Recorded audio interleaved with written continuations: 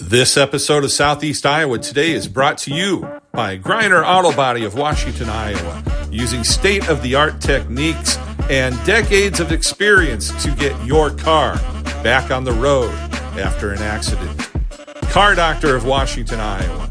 No matter who Frankensteined it, they can fix and clean and customize it. McDonald Boneyard of Keota, Iowa for all of your farm equipment and auto recycling needs. For great food, it's your choice. Your Choice Family Restaurant of Wayland, Iowa. Open Tuesday through Sunday. Try the John Bain sandwich on your next visit. Girling Repair of Winfield, Iowa. If your mower is dead, call Fred, your Husqvarna, Aaron's, and Gravely dealer. Fred also fixes and sells snow blowers. B&B Propane and the family of Jet Stops. CW Tree Trimming LLC. We're into your trees, not your wallet. Serving all of Henry County and the surrounding area, and we offer a senior citizen and veterans discount. Iowa Technology Systems delivers expert IT management that keeps your business running by ensuring your systems stay online and secure. Visit iowatechsys.com. They all present the award-winning Southeast Iowa Today. Here's the author of Christie's Journey, The Beat Goes On, and your host, me, John Bain. It's Saturday, March 7th, 2026, and I'm at the Regional Innovation Center in Eldridge, Iowa for the 2026 Scott County Republican Party Midterm Convention. Lots of candidates here, as well as representatives of candidates, and lots of Scott County Republican business handled today. Watch and learn, and wherever you're watching from, you're going to learn a lot. I'd like to call the Scott County Republicans 2026 convention to order.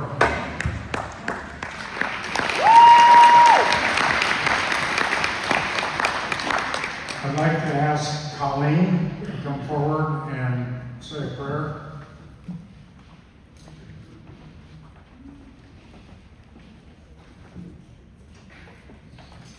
Let us bow our heads.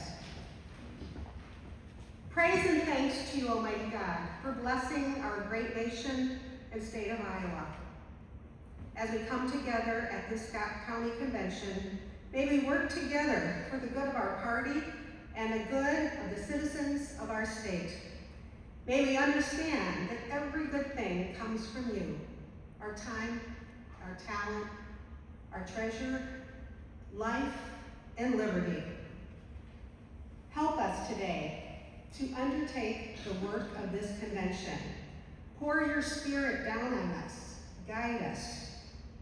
We also recognize the supreme sacrifice that our two Iowa soldiers made while defending our liberty and security. May they rest in peace and may their families be comforted. Let us also pray for our brave servicemen who are now in harm's way. So we just thank you for every good thing. Help us today, and with a spirit of fraternity and charity, let us work together to do your work. Amen. Amen.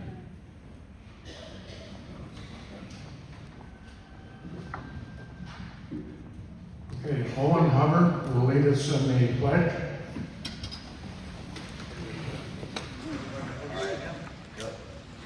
I pledge allegiance to the flag of the United States of America and to the republic for which it stands, one nation, under God, indivisible, with liberty and justice for all.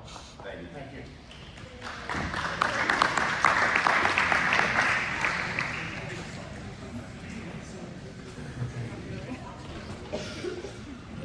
Okay, and Paul Vasali is going to sing the national anthem. Please rise.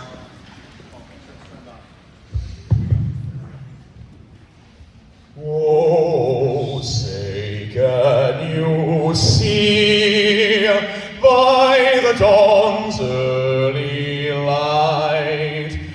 what so proudly we hailed at the twilight's last gleaming, whose broad stripes and bright stars through the perilous fight o'er the ramparts we watched were so gallantly streaming, and the rockets red glare, the bombs bursting in air, came through the night, that our flag was still there.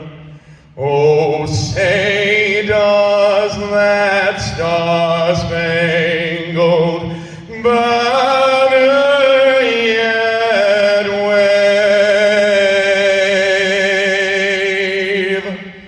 o'er the land of the free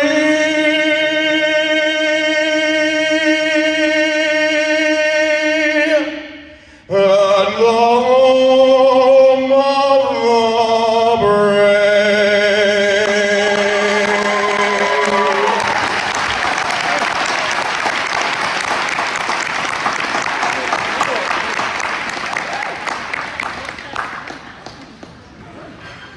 Okay, we're already a little bit behind schedule. For those of you people that don't know me, I'm Chuck Brockman and I'm chairman of the Scott County Republicans, the largest red state in Iowa. That's us. And we're going to keep it going, trust me.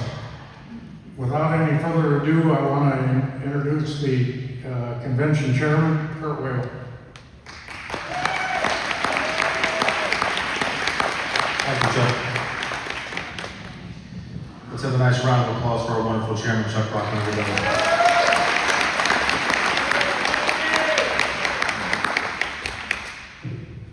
We're going to start with the Credentials Committee report. We have 131 seated delegates. Is there a motion to adopt the Credentials Committee report? Is there any discussion? Motions from committee do not require seconds. I found that out this morning, so awesome. Hearing no discussion, we will take a vote. All those in favor of accepting the Credentials Committee report of 131 delegates, say aye. Aye. Opposed?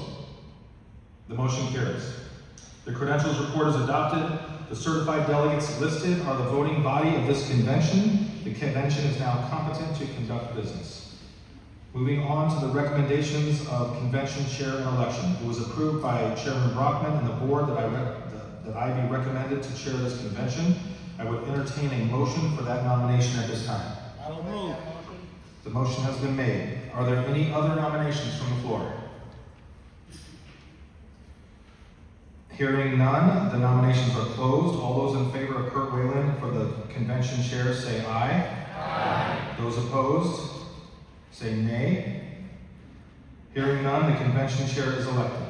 Moving on to the proposed agenda approval. We're gonna put the proposed agenda up on the screen for you. You also have a copy of it at the table, one copy per table. We had to make some changes, so the revised version of the proposed agenda is the one you want to look at, the revised one. There were two additions. We had to put something, the credentials report had to be moved to the front of that to follow Robert's rules. And then we also had to add another committee report onto there. So the revised proposed agenda. So at this time, so the rules, the agenda, the Rules Committee had published the proposed convention agenda on our website for the past week and emailed it out to all convention delegates and alternate delegates. There are also copies on the table, like I said. At this time, I will entertain a motion to adopt the proposed agenda. Mr. Chairman. Yes, An amendment to the agenda. Yes, please come up to the podium, grab the mic, and state your name, precinct, and the proposed amendment to the proposed agenda. Thank you, Mr. Chairman. Roger Mall from 6-2 in Davenport. Not representing the platform committee, although I did serve on it. It is of note that events of this past weekend were unable to be part of the platform. And the rules, as we anticipate, are such that amendments to the platform are cumbersome. So I propose, as a matter of the agenda, to put on for your consideration, immediately after the platform committee report, the following resolution. We support President Trump and our military in Operation Epic Fury. Thank you, Mr. Chairman. Okay.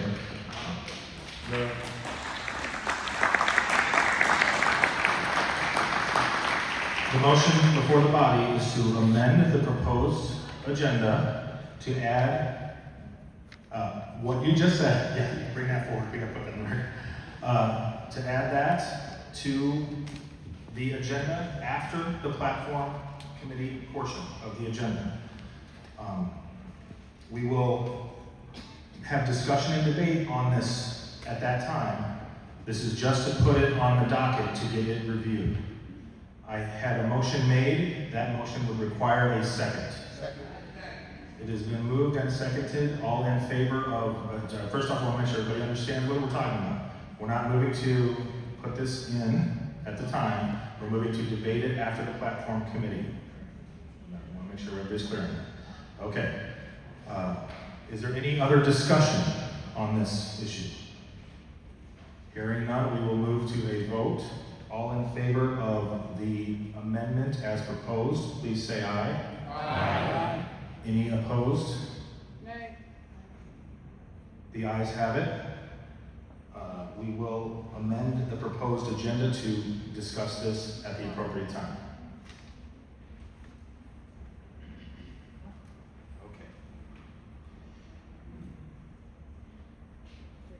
At this time, I will entertain a motion to adopt the proposed modified agenda.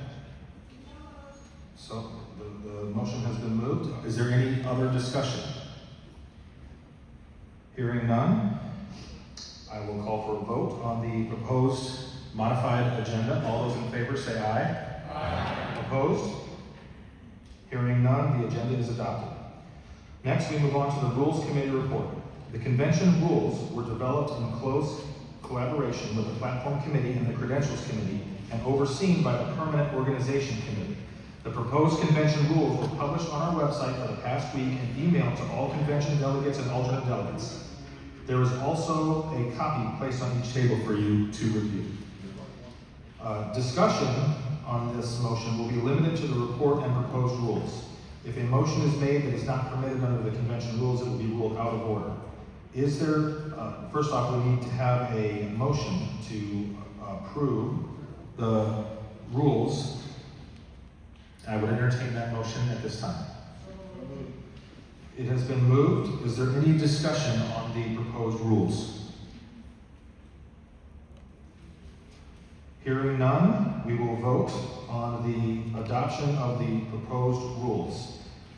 All those in favor of approving the Rules Committee proposed rules for this convention, say aye. Aye. Opposed? Hearing none, we will have adopted the rules for this convention. The chair reminds the delegates that this convention will operate under the adopted convention rules and in accordance with Robert's Rules of Order. The convention will proceed according to the adopted rules. Next, we are moving on to the Permanent Organization Committee report. The Permanent Organization Committee has reviewed and affirmed the actions of all of the other committees as proper and valid according to the standards laid out in the Code of Iowa, the Republican Party Constitution and bylaws, and the Scott County Republican Party and bylaws. Is there at this time I would call for a motion to approve the Permanent Organization Committee's report. So moved. Is there any discussion? Hearing none, we will vote to approve the Permanent Organization Committee report. All those in favor of approval, say aye. Aye. Opposed? The Permanent Organization Committee report is approved. Our junior delegate, we're moving on to the introduction of junior delegates. Our junior delegates this year are Denton Holst, William Lane, and Thomas Whalen. They are led by County Board Supervisor Gene Dixon. They've been meeting since they arrived sometime after 12 and are being shown the workings of the committee and how to propose a platform plank. When they finish, they will be brought before you to present their findings. Please be sure to give them encouragement, as you all know how difficult and tedious, but ultimately necessary, our system of governance is. Moving on, we will move to the Platform Committee report. The Platform Committee worked closely with the Rules Committee to develop a streamlined process that still remained fair and true to Republican governance ideals. All planks brought before the caucus were accepted, and any registered Republican was allowed to be on the Platform Committee to help advocate for their plank or help develop the platform. The platform was published on our website a week ago and emailed to all of the delegates and alternate delegates with time to offer changes or amendments up to and until 6 p.m. on Tuesday the 3rd. Copies of the proposed platform have been placed on your tables for your review. The proposed platform is now before the convention. The discussion will be limited to the committee report and amendments, if any, submitted under convention rules. Amendments not submitted according to the established process will be ruled out of order. At this time, we can entertain a motion, and then we will move to discussion and or the reading of the platform. So is there a motion to accept the Platform Committee report? I'll make that motion. Okay, the motion has been made. We are going to move to discussion. I'm going to turn over the chair to Logan Kumar. You were the chair of the Platform Committee. So. Thank you, Kirk. Before we begin, can I have all the delegates please raise their hands? Keep your hands raised if you do not feel you've had adequate time or have personally taken the time to review the platform resolutions that we put forth. That's very good. I appreciate everyone doing their homework. So Kurt already went a little bit into the preamble here, but this is an overview of what we did, and then we're going to go through section by section the changes we made to the platform. We're going to have discussion per section. So first is going to include a preamble and our statement of principles.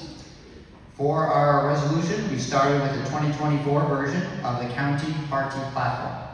That was our baseline. Then the committee reviewed all of the planks that had been submitted at the county caucuses earlier in February. From there, we reviewed them to see if they're already in the existing platform from the previous cycle. We determined if we need to make any modifications, alterations, additions, or subtractions. So everyone was reviewed, and we made a decision on. And our recommendation as well, and this is adopted by the rules in addition, is that any amendments, we're only accepted through Tuesday. And if you have any additional things you'd like to propose, they go through your central committee representative to be proposed for resolution at a future central committee meeting. So with that, one other point here.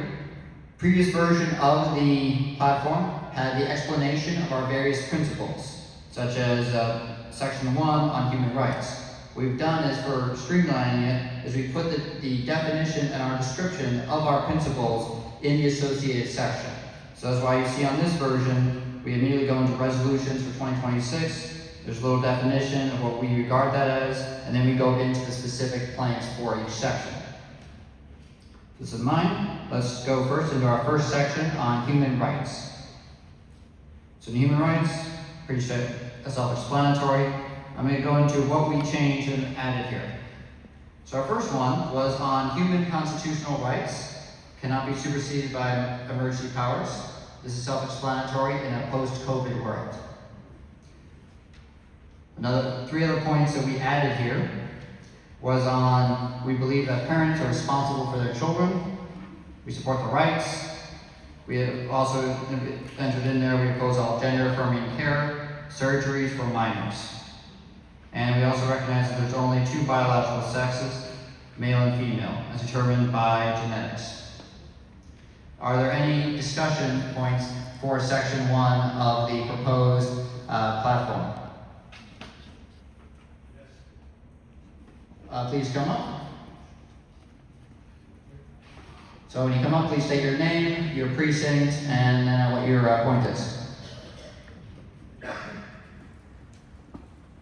It's just a minor point.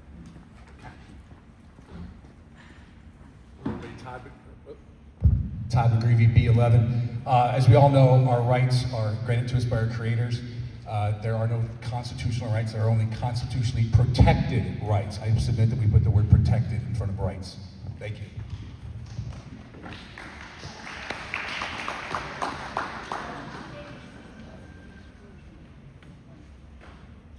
Point of clarification, would you offer this as a friendly amendment rather than a formal one? Sure. All right, the difference for that is we don't need to take a vote for a friendly amendment. We typically use friendly amendments for like small word changes, typos, things like that, where it does not substantially change the meaning of the plank.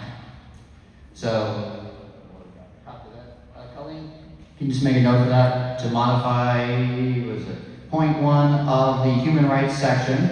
So it's going to be human, constitutionally protected rights.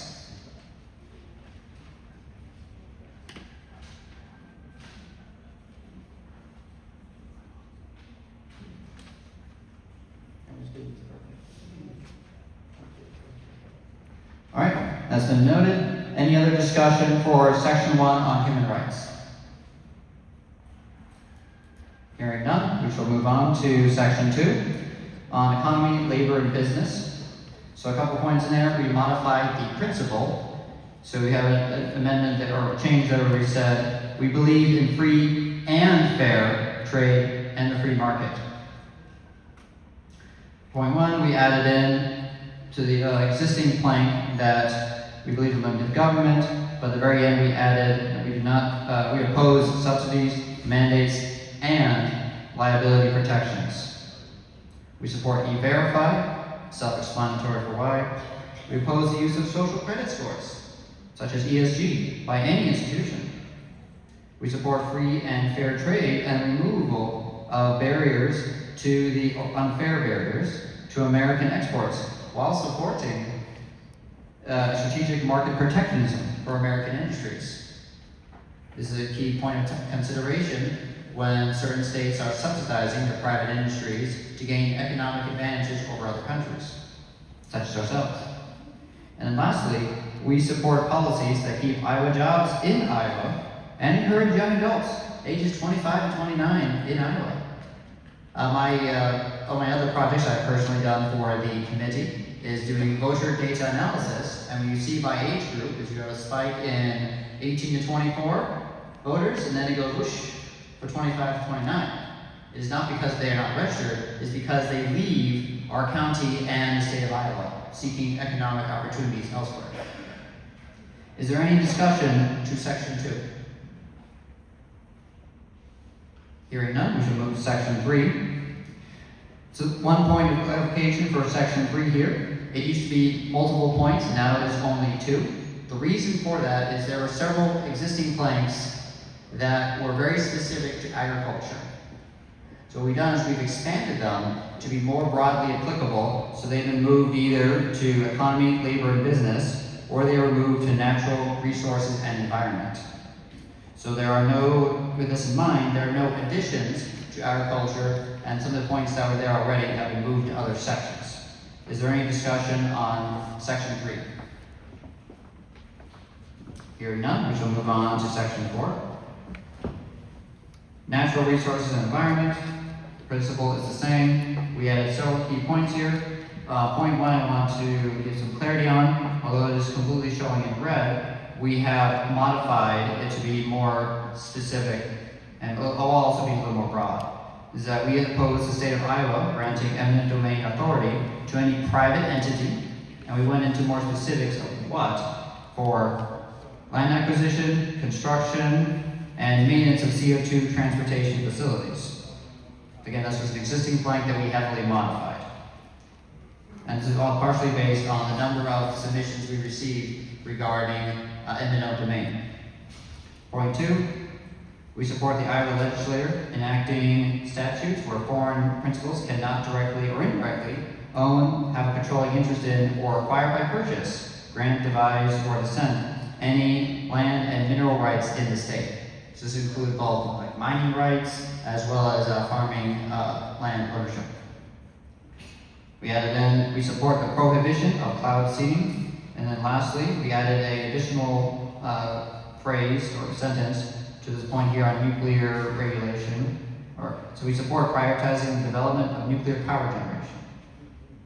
With this said, are there any points of discussion for section 4? Hearing none, we shall continue to section 5. Only change we made to here was that we support school choice protection for parents for their child, including homeschooling. Any points of discussion on this?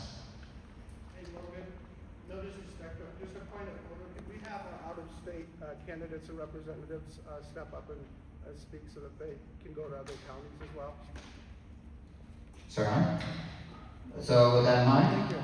let's finish the point on section 5 and then we shall go forward. Is there any discussion on section 5?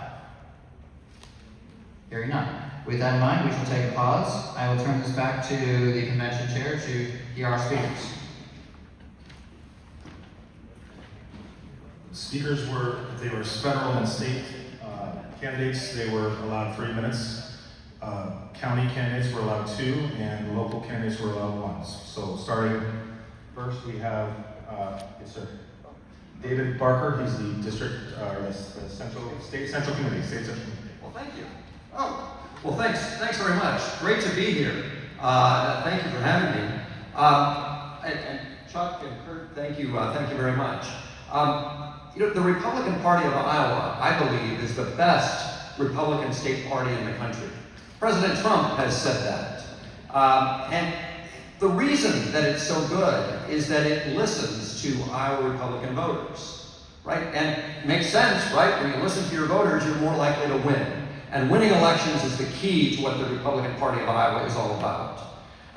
Now, so again, I'm David Barker, member of the State Central Committee. I'm also, and I'm running for re-election at the district convention that will be held in Tiffin in April. I'm also treasurer of the party, and I'm finance co-chair. I've been working closely with Chairman Jeff Kaufman, with Linda Upmeyer, Steve Scheffler, Tamara Scott, and the other great members of the State Central Committee to help build the party to the point where we've been able to elect a Republican legislature and governor that have transformed Iowa for the better. We're now a state that respects life, property, liberty, and God. That wouldn't have happened without a strong party organization that we've built. Now, a strong party takes organization and communication. I've served on both of those committees, and I've worked hard to improve the party. I did a study of all of the state Republican parties around the country looking for best practices and trying to, am I up? Is that? 30 seconds. 30 seconds, all right, great.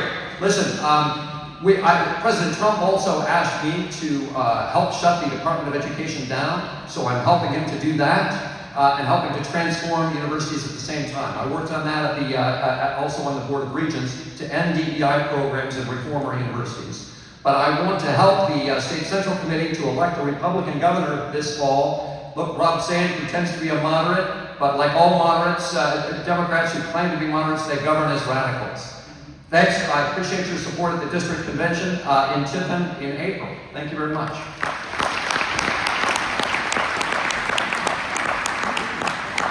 Next up, we have our Secretary of State, Paul Pate. Secretary of State, Paul Pate. Thank you. Well, it's an honor and a privilege to serve as your Secretary of State, but the work's not done. We're working hard to make sure we can make the difference and get the job done out there. The elections do have consequences, as you all know, and you're here today. We work every day to make sure people have that confidence in our processes. And the Democrats would rather see us probably take a different approach. As I remind them, participation and integrity are not mutually exclusive. They both have to go hand in hand, and I think we're doing a good job here in Iowa holding that line. When they talk about wanting to improve election integrity across the country, they look to Iowa as that role model because we have voter ID. It's applause line. Right?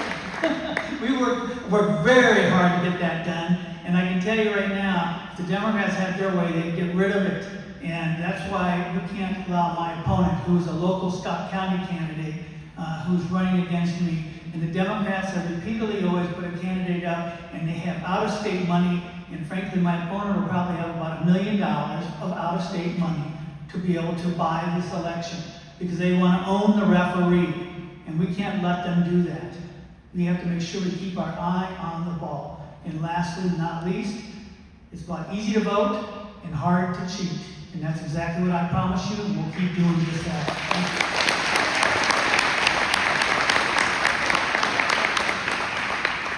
Next up, we have our Secretary of Agriculture, Mike Ney.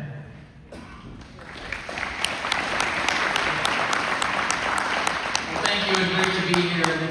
It's a pleasure to serve with Paul and with Brenna and Robbie as well. What a great team, and I so appreciate what they do. Look, I'm grateful for the chance to serve as the Secretary of Agriculture of this great state, and so thankful for the people who get up and go to work every morning to keep us fed and fueled. And they do it on days that aren't so nice and hot and cold, day and night. It's a wonderful thing. God made Iowa for agriculture. Wouldn't you agree? Absolutely. It's our land, it's our people, it's our values, faith in God, hard work, responsibility. Those are the things that drive strong families. Strong families make strong communities lead to a stronger Iowa. But also, we can't believe that we can't have a strong Iowa without a strong agriculture, and that's why I'm running for re-election. So we got to keep our focus on things like building markets. I know you're talking about that in the platform here. That's good. We need to build markets overseas with fair trade. We need to build markets domestically with biofuels and protein. By the way, anybody see those new dietary guidelines with that big old steak at the top of the pyramid? Yeah! Maybe a little bigger steak. I don't know. And locally too, connecting Iowa-grown, Iowa-made, Iowa-raised products with Iowa consumers and letting those dollars circulate around our communities. We've got to take care of our soil and water as well. It's our absolutely essential natural resources. And we've got to make sure that we're doing the right things, working collaboratively. This is not just an ag issue, it's not just a city issue. We've got to modernize the whole system from the farm to the fork. And then the next generation. Let's make sure that the next generation has a chance to thrive and grow, whether they choose a farm career or not. We've got to do the right things to make sure that they can be successful. 26 is going to be a challenge. Democrats are energetic. Rob Sands is going to be lead a good campaign on that side. And we know that he's out there working day and night to convince people that he's something that he's not. He's trying to convince you that he's a moderate. He is not, and we're going to need to make sure that Iowans know that. I've got opponents on my side, on my campaign as well. These people are extreme liberals. They're competing to see who can tax and regulate agriculture more, and we all lose when that happens. Thanks for what you're doing here to keep the party strong, and what you'll do in 26 to elect great candidates up and down the ticket. Thank you very much.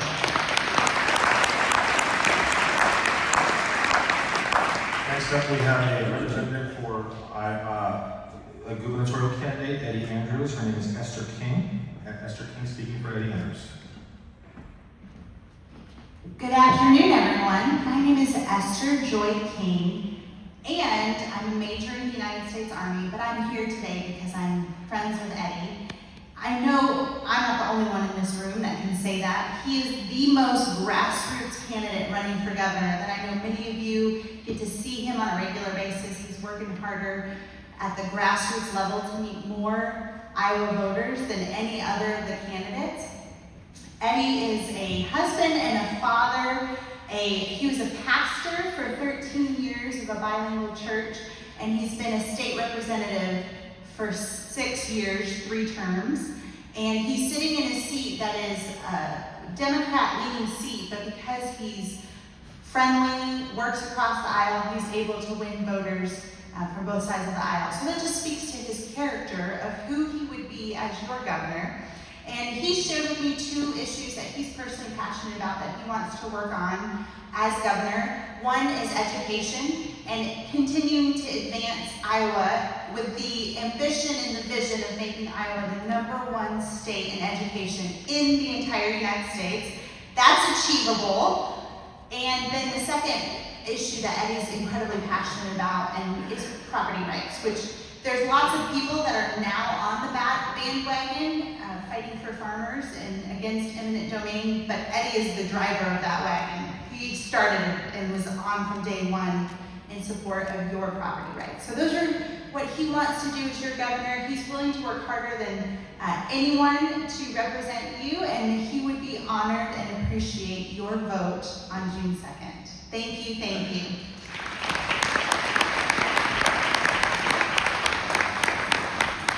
So we have Scott County's own Representative Bobby Kaufman.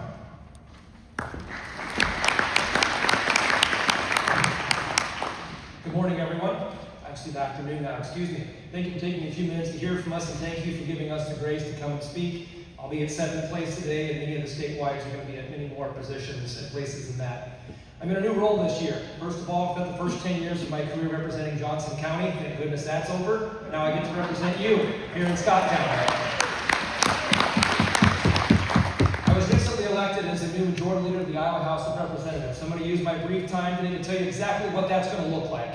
What is the House leadership under myself, and what is the state leadership under the trifecta going to look like? First and foremost, I think this is really important. My most important job, in my opinion, is rejecting all liberal bullshit, period. The number of bills, they produced hundreds, if not thousands of bills geared at taking away every single thing that you care about and that you want to have happen. It doesn't make the news that I just happen to have a very robust garbage can that takes those and simply tosses them in there. Last week, we actually had to do a bill that stated that only women can get pregnant. In the code, it said pregnant person. Well, for insurance, for legal, for multiple medical reasons, as well as, I don't know, common sense and biology, we had to fix that. For 45 minutes, I got a lecture from every House Democrat except for 2 that actually stated that men can get pregnant. I don't know what kind of bizarro world we live into, but that is the things that I deal with up in Des Moines. There's something wrong with the brains up there on the left in Des Moines. What else does that mean? It means that if you're a dude, there's several things you're not going to do. You're not going to participate in women's sports, you're not going to go into women's locker rooms, and you're not going to go into a women's bathroom, period.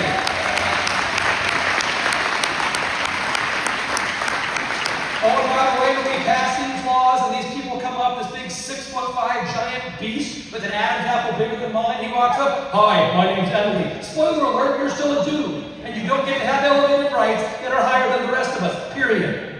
In closing, we stand for private property rights. We stand for making sure that parents are in charge of their children's education and not the bureaucracy. And finally, Paul Pay was exactly right. We're a voter ID state. We're a voter integrity state. And last week they actually argued that if you've got a different skin color, you won't be able to figure out how to vote. I think that is the most racist thing that I have ever heard. Bottom line is this. When the Democrats punch, I can promise you I'll punch back twice as hard. Thank you.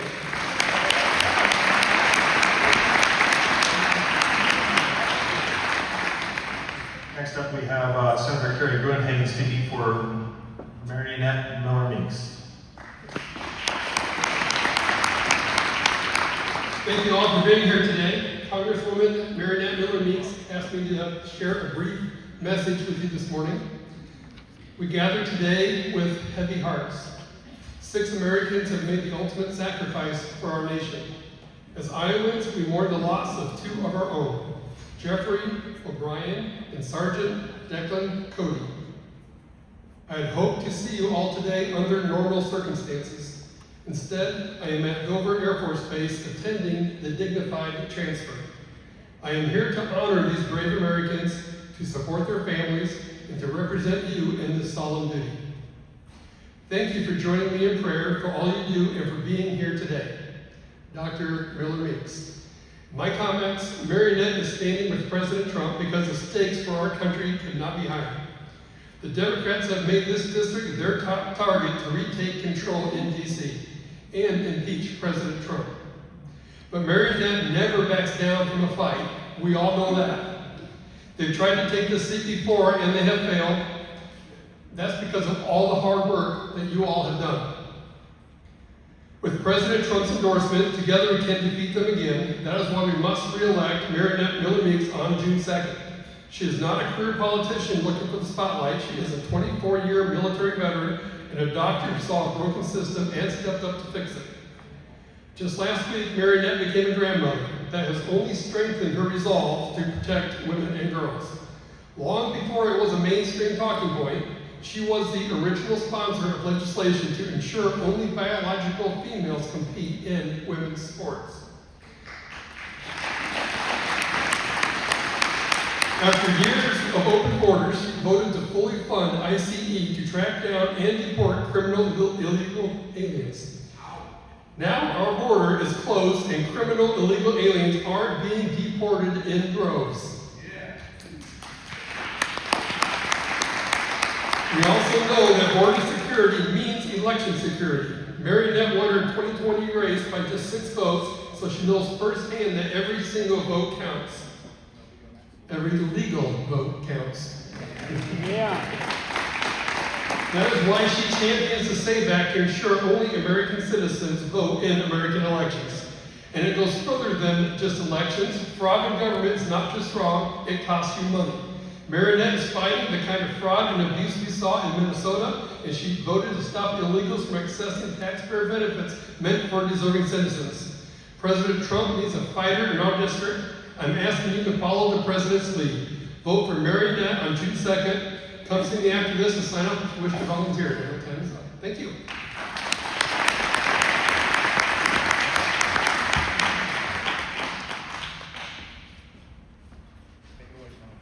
Good afternoon. I'm Tony Kenobi. I'm your county treasurer, but I'm here today to speak on behalf of a friend of mine, Mike Wolf, who is running for county recorder. Mike Wolf, not the American picker guy, if that's what you're thinking. He's running to replace Rita Vargas, who is running as probably the second least effective citizen advocate in our county behind Ken Crokin. She's been terribly ineffective. Mike is, I first met Mike 43 years ago when I moved to town, and he invited me to join a young Republicans group he had formed called the Bull Moose Club. Mike is a solid conservative. He has been an engineer all of his life. He knows about running things efficiently, leading teams, finding ways to save money and to serve citizens and the public better. Mike's claim to fame, he would tell you, is that in 8th grade, he tackled Roger Craig in a football game. Now, if you know Mike, you know that he's my size, and he'll be quick to tell you it was an accident. Roger tripped on Mike's face mask and fell down. He's a great guy. His petitions are out front. I'd love it if you would sign those for him and help me support Mike Wolf for county recorder. Thank you.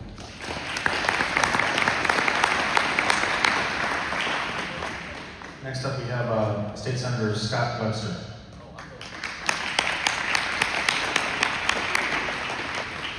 I never like when Bobby gets to go first. I can't quite get the energy that Kaufman's. So, I gotta say thank everybody for being out here today. The work that you do helps guide us at the state capitol in all the areas that we represent today. I gotta say, this year is gonna be a special year for everybody to be telling their friends and their family to get out and vote, because we do have Rob Sand, the supposed moderate, out there running around telling everybody he is. And I can assure on the phone calls that he's called me each and every time we've done something on the auditor to make sure the auditor is actually doing his job correctly. He is not a moderate. He is about as far left as you could ever imagine. He is a snake oil salesman, and we all know it.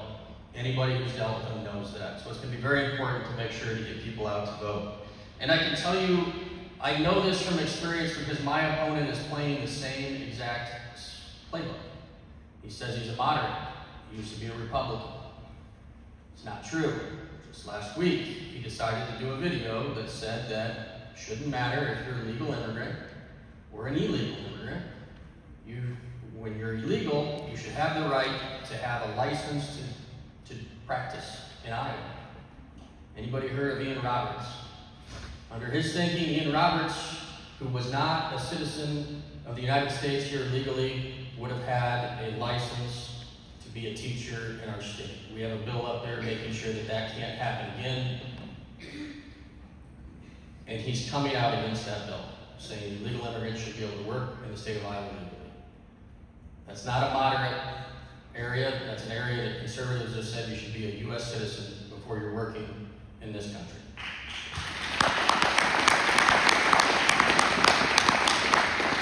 We're going to continue to make sure we do all this, but we can't have Rob stand there making sure we can't get these things done and keep things going. We're going to continue to drop your taxes. We're going to continue conservative spending in Iowa, and we're going to do exactly what the Republican Party has always done come November. We're going to win. But we need your help, so help us get out there and win and keep Iowa great. Thank you.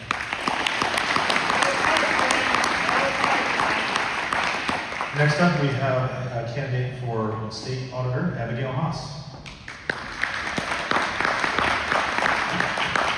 Good afternoon, Scott County. How are we today? Are we doing good? My name is Abigail Moss. I am running for State Auditor. Really quickly, I'm a farmer, I am a wife, a mother, I am a business owner, I'm a county supervisor, and I'm certified through our state to mentor county supervisors from all over.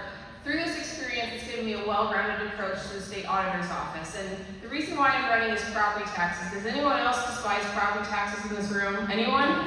Right? They're outpacing our income taxes by over $1 billion, and we have little to no oversight on local government. And that's where I think the auditor's office can play a stronger role. Number one, we need to start auditing every entity that's levying our public dollars. Right now, that's not happening. $46 million yearly goes unaccounted for. Secondly, we need to audit the small towns. Believe it or not, the code says they have to be audited once out of every 8 years. And what I find funny is that us taxpayers have to go through our books on a yearly basis and tell the government what we made and how much money we owe them, but we're going to let local government go 8 years before they're accountable back to us. That's going to change with me as your next state auditor. The last thing I want to do is implement a statewide software system so you guys can see exactly dollar for dollar, line item by line item, how every entity is deciding how to spend their money. I think transparency is the biggest way to root out the fraud, waste, and abuse in our state. I think shining a light on it is going to naturally curb the appeal to either steal or waste money, but if the bad actors continue to do so, you guys are going to be able to see that and you can target in the next election. I'm really super passionate about the job in the office, not really seeking a political title, and I ask for a June 2nd primary vote, and we'll make auditing great again.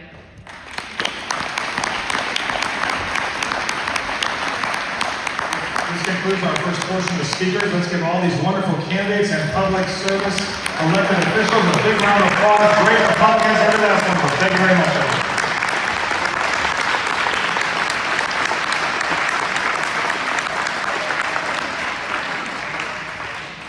All right, Kerry wants to speak on behalf of himself as senator also.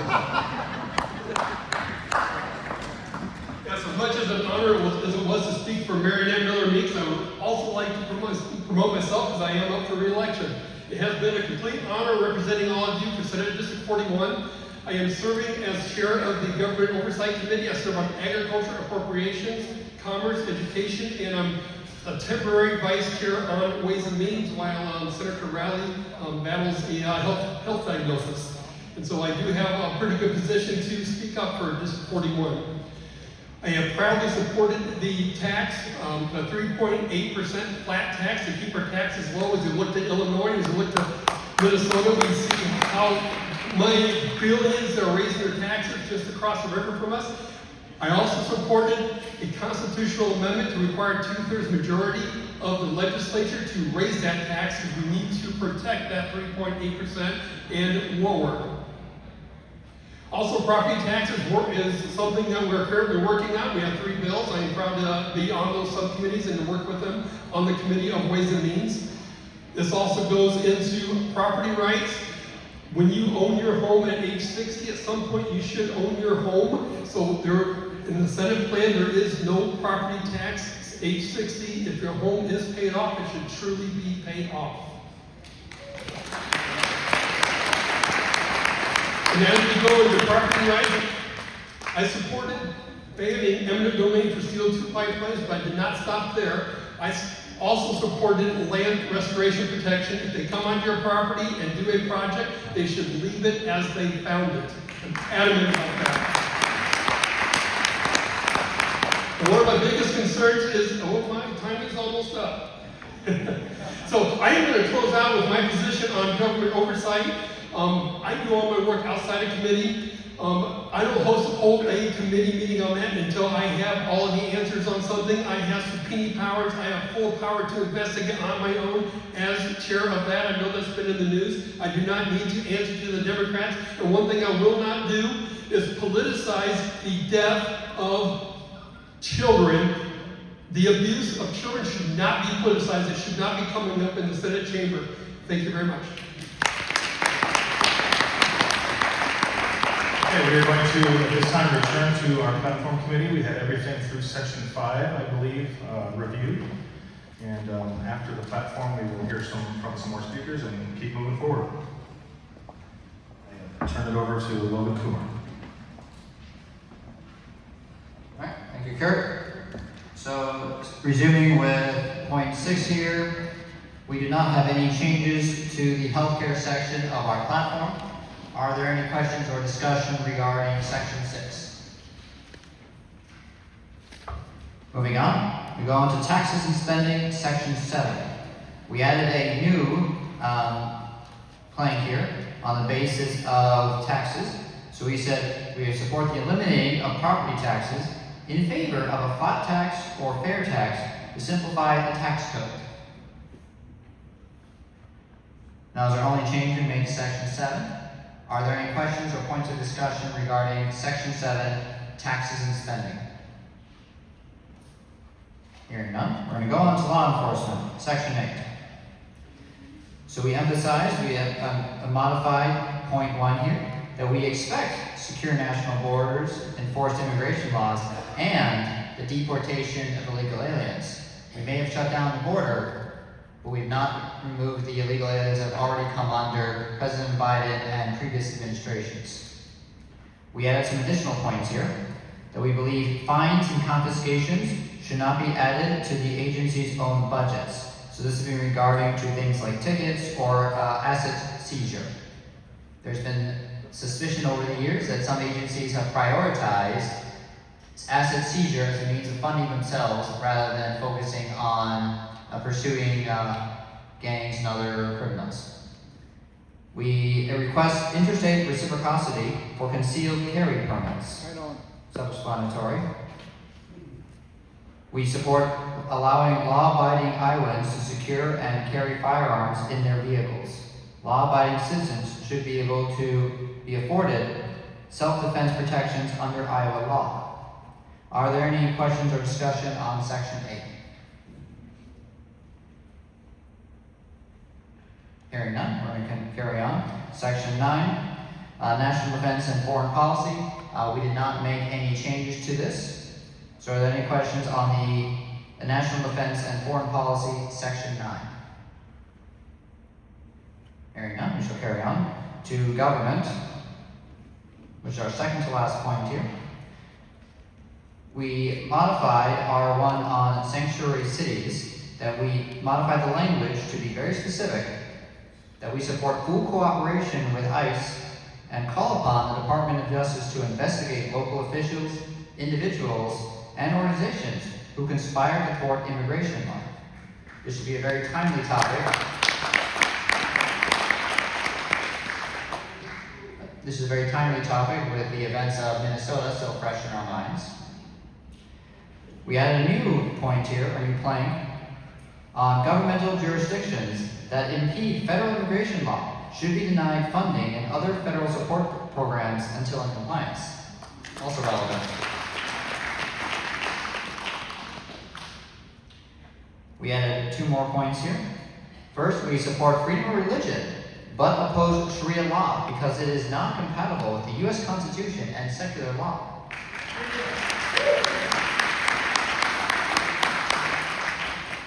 In our last addition to this section, we maintain that our constitutional republic can only be sustained or restored with greatly strengthened ballot integrity. We believe that maximizing same-day voting using machine-counted paper ballots, stringent absentee ballot measures, making absentee ballots available only for those physically unable to travel to voting sites, and photo identification requirements will accomplish this goal. We support diligent voter list maintenance and banning ballot harvesting techniques.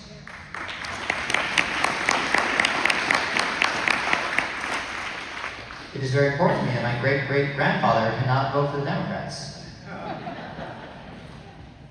Are there any questions on Section 10, Government? Hearing none, I'm actually going to make a friendly amendment here. Bullet point 11, Republican Party, should be bolded. Colleen, can you make that note here? This is my copy. Oh, there you go. Personal copy of the chair is not correct. Moving on. So, Section 11, we modified our first bullet point here that we added language to this in terms of the tax point, but we modified the language on, we urge the Republican Party to focus on early messaging to counter false Democrat claims and to support candidates who stand for lower taxes, smaller government, and the elimination of waste and fraud, and who value individual responsibility. And that was the only change we made to Section 11, Republican Party. Are there any questions on Section 11? Hearing none. Are there any questions or discussion on the overall platform resolution that the committee has brought forth? Hearing none. That, I believe, concludes my report. I turn over to the convention chair. What was that? We will do that at the end of all the committees, yes. I have a note in here to do that. Absolutely. Yes. Any other points? I believe that concludes my report. Thank you for consideration.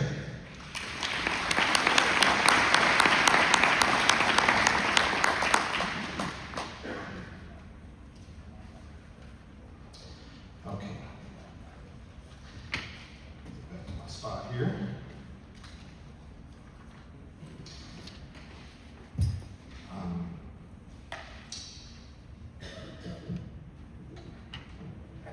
At this point, I would entertain a motion to accept the platform as written.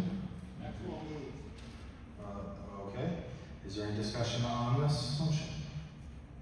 Hearing none, I will ask the body if they would like to accept the platform committee as written. All in favor, say aye. Aye. Opposed? The platform has passed. Well done.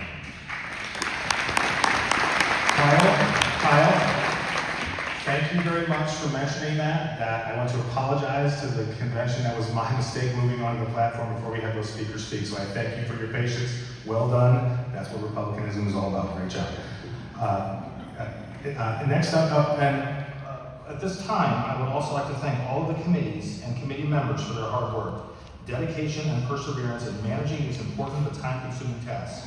On credentials, we had Susan Frazier, Tracy Pettit, Diane Holst, and hold on, there were some other people there too. Who might forget? Emily? Was Emily on that too? Oh, I got the note somewhere. I'll move on. We'll come back to it. On rules, we had Linda Greenlee, Jean McGee, Deb Hartman. On platform, we had Roger Mall, Emily Schmidt, Bart Vanderwally, and Logan Kumar. On permanent organization, we had Susan Frazier, Linda Greenlee, and myself. And then our nominations committee was our 6 board members from Chuck Brockman, Kurt Whalen, Logan Kumar, Colleen Goebel, Dan Edel, and Steve Stoltenberg. So, to answer to your previous query, those were the members. With the exception of the credentials committee, could someone from the credentials committee please correct me the people I'm missing? Cindy Dirks, that's right. How could I possibly forget? Thank you, Cindy. Okay. Next up, we have some more candidates who would like to speak, starting with our state treasurer, Robbie Smith. Come on up here.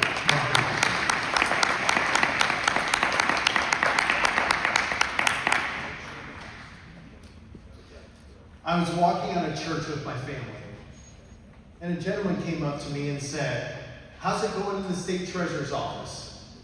I said, "It's going great. We're bringing in over $1 million a day in interest for the people of Iowa." Finished up the conversation, started walking to the car with my family, and my daughter ratted out his brother on what he was saying behind my back. He was saying to my daughter, $1 million a day, $1 million a day. I've heard Dad say that so much. If I had $1 every time he said that, I'd have $1 million. So that's my son for you. So Robbie Smith, State Treasurer. I've been covering all of Eastern Iowa today. And I say, well, how did I get to State Treasurer? And then I explained that I'm from Scott County and I was State Treasurer for 12 years. I'm actually in Scott County, so it's nice to be here today. So yes, I was your State Treasurer for 12 years. And I never forget who brings you to the dance. So just know that I will never forget that. And as State Treasurer, I've been that for 3 years. Let's look back to 2022 in that election. We, and I say we because you don't win an election by yourself, defeated the longest serving State Treasurer in American history. He was in office for 40 years. To put that in perspective, when he was first elected, I was 4 years old. That's how long he was there. Now, in the Treasurer's office, it's a scoreboard business. You got to put up the numbers. That's what I love about it. Let's take a look at the numbers. So I manage $10 billion for the state of Iowa. That's sometimes hard to grasp your head around. That's $10,000 million. $10,000 million is what I manage. In the 180-year history of Iowa, no one has brought in more interest in 1 year than I have. $469 million in interest last year, an all-time record amount.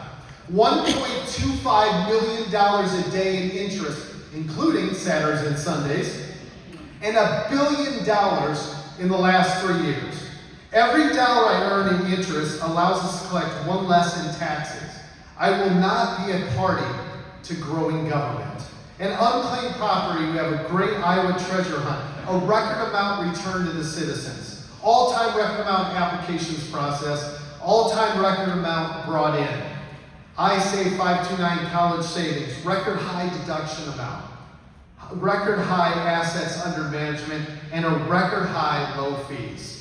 We are putting all-time records on the board in the State Treasurer's office. And Moody's has rated us AAA rating, and that is an all-time, or that's the most you can get in the history of Iowa. So it's like the way Mr. Smith goes to Washington, this is Mr. Smith goes to Des Moines to be your state treasurer. God bless you, and God bless his people of Iowa.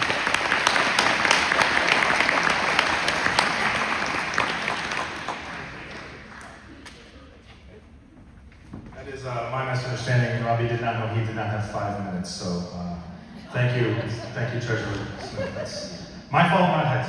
Next up, we have gubernatorial candidate Brad Sherman.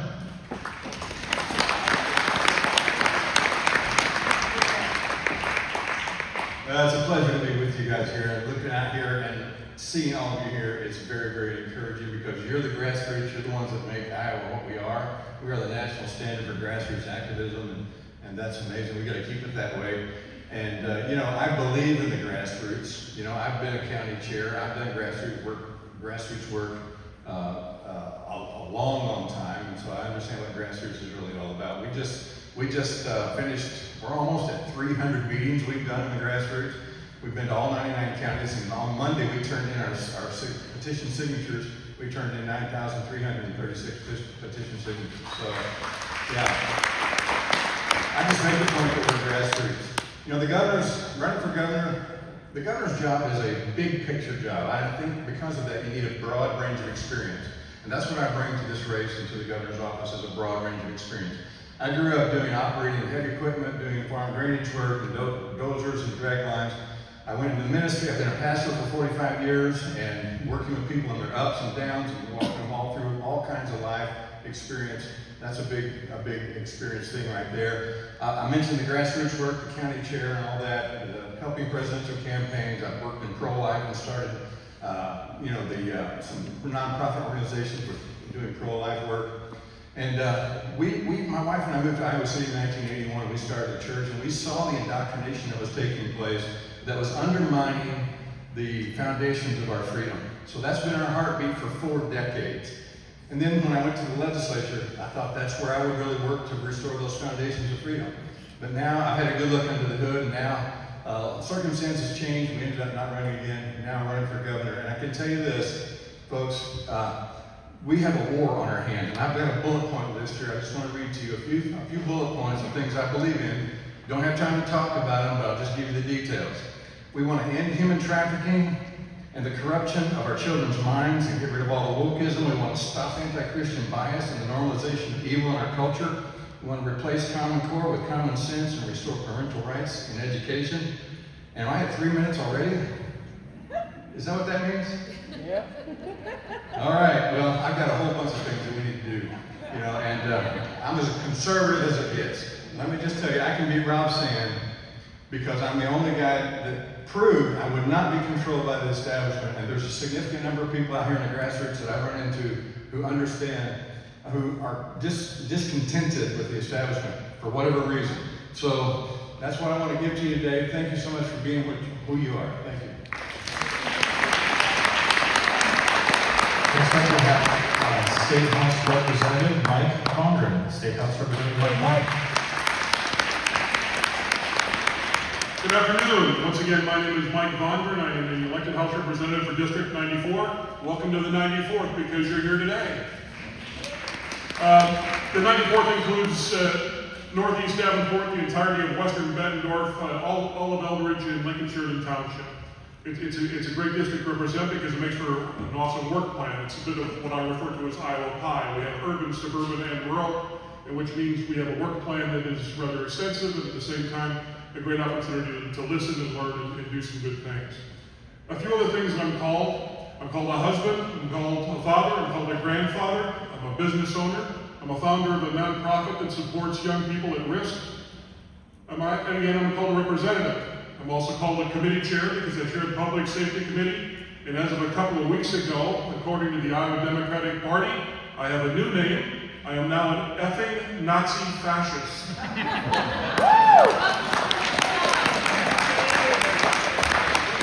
Can you believe it? An effing Nazi fascist because I don't agree with the concept that local municipalities should be able to create identification cards for illegal aliens so they can create a community within a community. So I created some legislation, took it to the floor, we passed it in the House, it's going to go to the Senate, it's going to get passed into the Senate, the governor's going to sign it, and we're doing away with this crap. This past week I had the great honor of joining a couple of colleagues, Stephen Holt from Crawford County and Charlie Thompson from Floyd County, and the three of us put together the most extensive crime bill that the state of Iowa has seen in decades. We have decided it's time to stop talking about being tough on crime and absolutely 100% be tough on crime.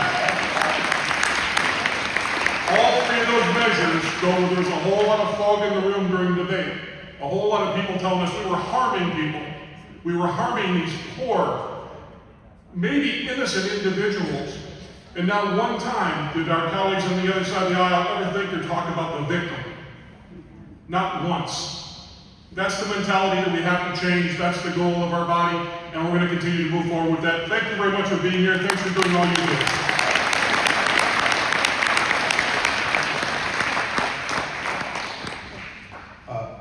Christine Sigworth and Tom Nelson also were on the Credentials Committee, so thank you, Christine Sigworth and Tom Nelson. Next up, we have Norland Mumpson, House Representative Norland Mumpson.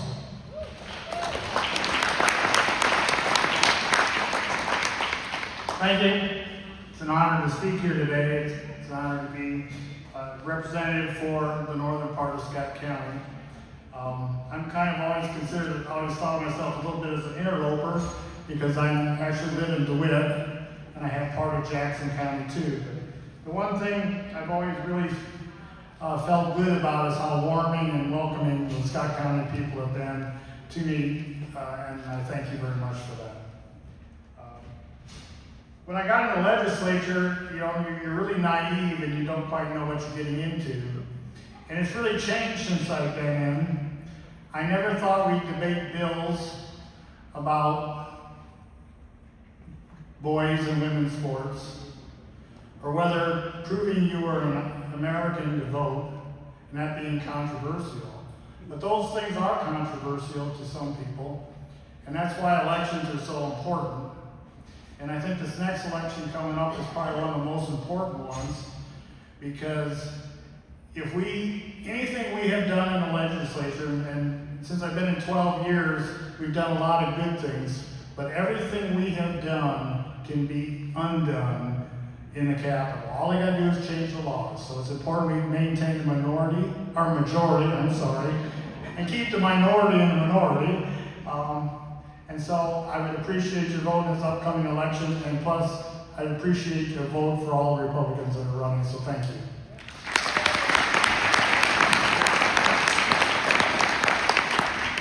Next, we have State House candidate Nate Ramker, House 98, is that correct? House 98. Hello, good afternoon. Kurt said I'm running for 98, District 98. I ran in the 24 election. I got a late start, and we campaigned pretty hard. We ended up being 42 votes short. But this time, I believe we can do a lot better. We're getting a lot earlier start and having a lot of people volunteering to help. So, a lot of the stuff they've already talked about up here, I'm completely 100% conservative. Some of the things that property tax relief, I see it with my kids. I've been married for 35 years to my wife Becky. We have 7 kids, 13 grandkids, and a few of my kids own houses already, and their house payments are going up every year because the property taxes are going up. So it'd be nice to see, some kind of relief in that area. Good to hear what Carrie was talking about with seniors over 60. If they own their home, not owing any property taxes at all, that'd be great. Because when I was out knocking doors last time, that was one of the big concerns with some of the seniors getting priced out of their homes, not being able to afford, to cover the property taxes, and if they're still making payments. And so that's one thing I'd like to fight for. One of the main reasons I ran last time was, like I said, I have 13 grandkids, and about half of them are in school. And my oldest granddaughter was going to school with kids wearing cat ears, and I'm out knocking doors, and some of the people told me that there was maybe even litter boxes in some of the schools.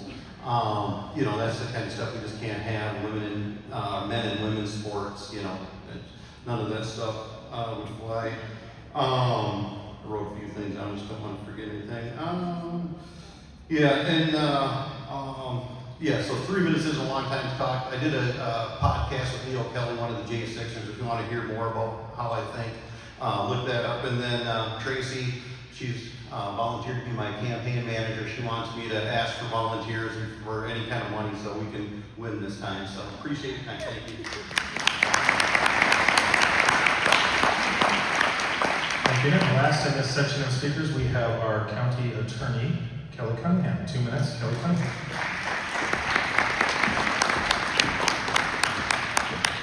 Given that I have 2 minutes to speak, I'm going to be very direct. As of this month, I've been a prosecutor for 36 years. I'm a very aggressive prosecutor, and I go to trial. And when I tell you, relative to my trial experience, I literally have tried hundreds upon hundreds, if not well over 1,000 jury trials in the course of my 36-year career. This is what it looked like when I came into office. I went over to the Detective Bureau of the Davenport Police Department. They had a big whiteboard of all of the pending murders that still needed to be brought to trial. Obviously, with COVID, there was a shutdown that created a backlog.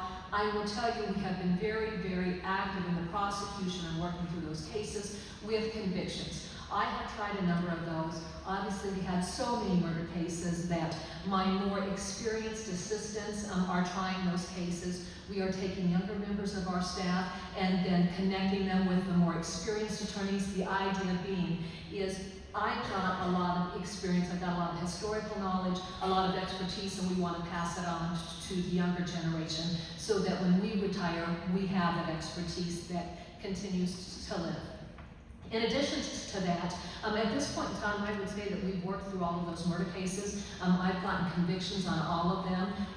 Obviously, I would hope that I've gotten convictions on all of them with people who are going to prison for the rest of their life. The other issue that I've been dealing with, and this is what is really sad in this day and age, one of the more prevalent crimes that we are prosecuting is child sex abuse cases. So So if I'm not in a murder trial, I'm in a child sex abuse trial. And children in this day and age, relative to where we're at, but just even given where I am as a prosecutor and my ability to communicate with children, the children have been able to come to the table, they're going into the courtroom, they're getting on the stand, and they're telling their story. And I've gotten convictions on every sex offender who has sexually abused children, whether it be one time, whether it be, over the course of a year or over the course of a child's life. So, I'm running for re-election. We want to continue that. I'm very supportive of my law enforcement. They know that. We are very much a team. The question is, where do I come into the equation? I've got my law enforcement officers who are working things on the front end. You are very fortunate here in Scott County because you have no idea how much talent you have with your local law enforcement agencies. The other thing that I would say is this. We have so many investigative tools that a lot of agencies don't have by way of grants. And so the level of expertise that we are bringing to the equation relative to investigations and prosecutions is phenomenal, and we are getting the job done. Thank you. We do have another speaker who just walked in who's traveling the counties right now, so we are going to let him speak now. It's for Federal House District 1, David Houch.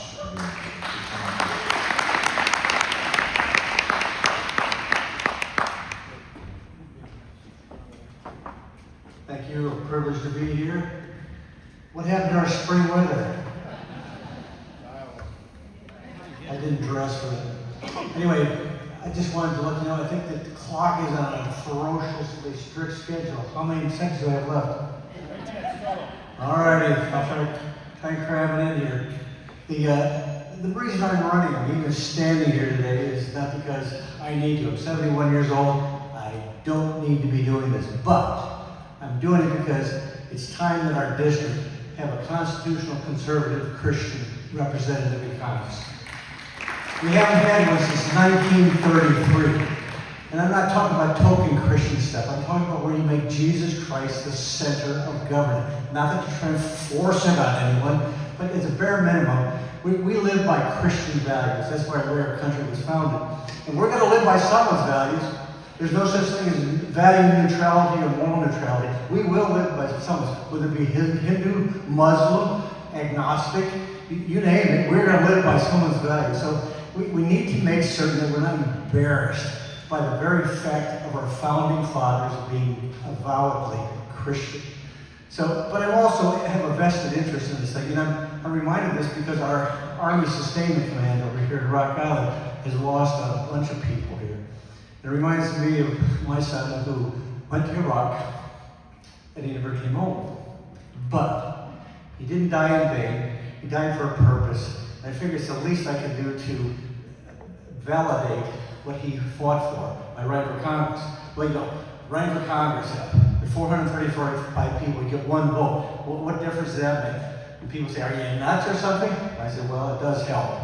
I'm not going to be going off to Congress to try and get rich like some people do. Amazingly, all of a sudden their net worth just skyrockets. How did that happen? I don't know. But it's not going to happen to me. Well, you say, well, what makes you any better than any of these other people? Well, really not much. But the difference is that the Holy Spirit who lives inside of me can do for me what I cannot do by myself. So I will be a voice for integrity, not because I want to be Mr. Goody Two-Shoes, but it's just because life works better that way. I tell the truth. I'm a straight shooter, not because I have this incredible moral aptitude. It's because I want to get along with myself. If I can't trust myself, no one can trust me either. So I am here to speak the truth. I want to make certain that three things get done for you.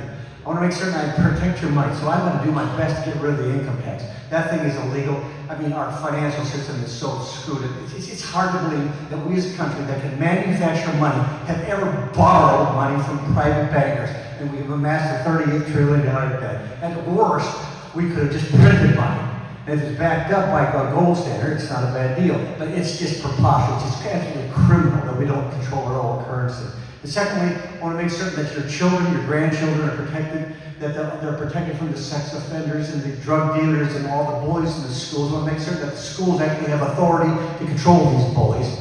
And thirdly, I want to make certain that you've got decent health care. Health care is real health care. You know, the doctors today don't even subscribe to the Hippocratic Oath, not to do harm. Not even part of their thinking. You know, there's a lot of good doctors out there. I'm not just bashing them all.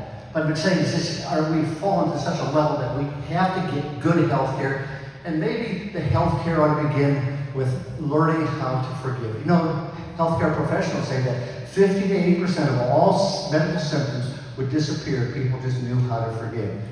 And so the enforcement agents have arrived on the stage, and I am about to be convicted. Ladies and gentlemen, I did no wrong.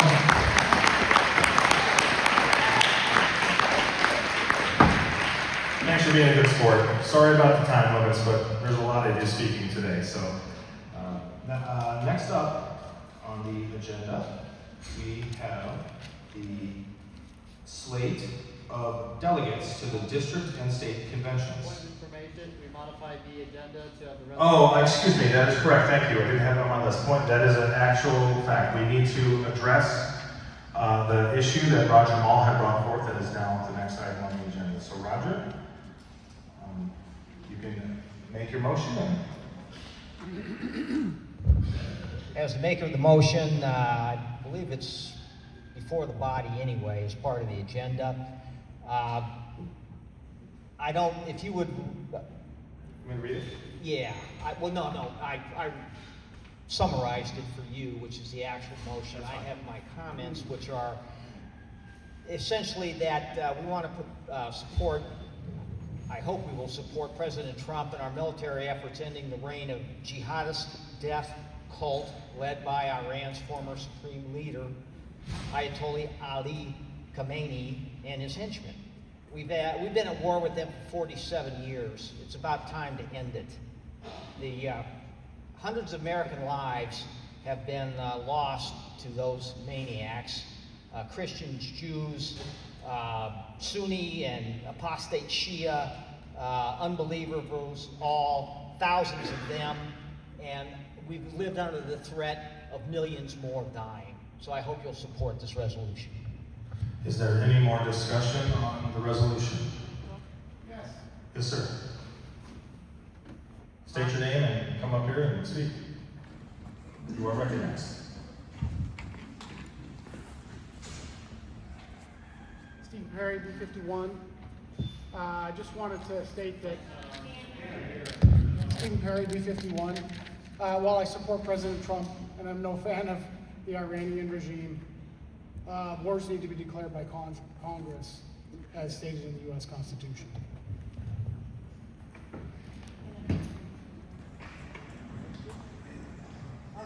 Thank you. Please state your name and your precinct. Thanks. Emily Schmidt, PD, wrote a little bit down here in the time. We've already suffered 2 Iowans have died in Operation, what is it? Epic Fury. We've lost 2 Iowans. It started, what, Saturday? We can support our president without supporting this back to 20-year never-ending wars that we just got out of. I voted for and caucused for, I was a Trump caucus captain in 2024, because he said we weren't gonna do any more never-ending wars. We're back to this. They don't even know when this is ending. Now I think CENTCOM just said, looking into September. We should be deeply skeptical of any policy that leads to further American casualties. Supporting a conflict without clear, achievable, and limited objectives is a betrayal of the families who have already sacrificed.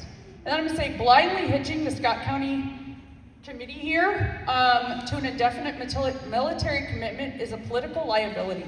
The Iowa voter is increasingly weary of wars that do not secure our own borders or protect our own interests. If the Republican Party adopts a platform of perpetual open-ended conflict, we risk alienating the very voters who built our recent successes. We will be defeated if we lose our distinct identity as a party of domestic stability and national sovereignty, replacing it with the same interventionist platform that has failed this country for years. And so I'm just saying, I am not in support of this. I support President Trump, but I do not want to be in the Middle East any longer. And I don't support it as from PB. Thank you. Point of clarity for the convention. This is a resolution, not a platform plank, so it will not be on our platform. We're just saying we support it. That's correct. That is correct. We are just saying that we support this resolution as a body here today. Just point of clarity. Are there any others speaking in favor, or did you speak for or against, or I was jibber jabbering back there? Against. I need another speaker in favor of the amendment. Please, sir.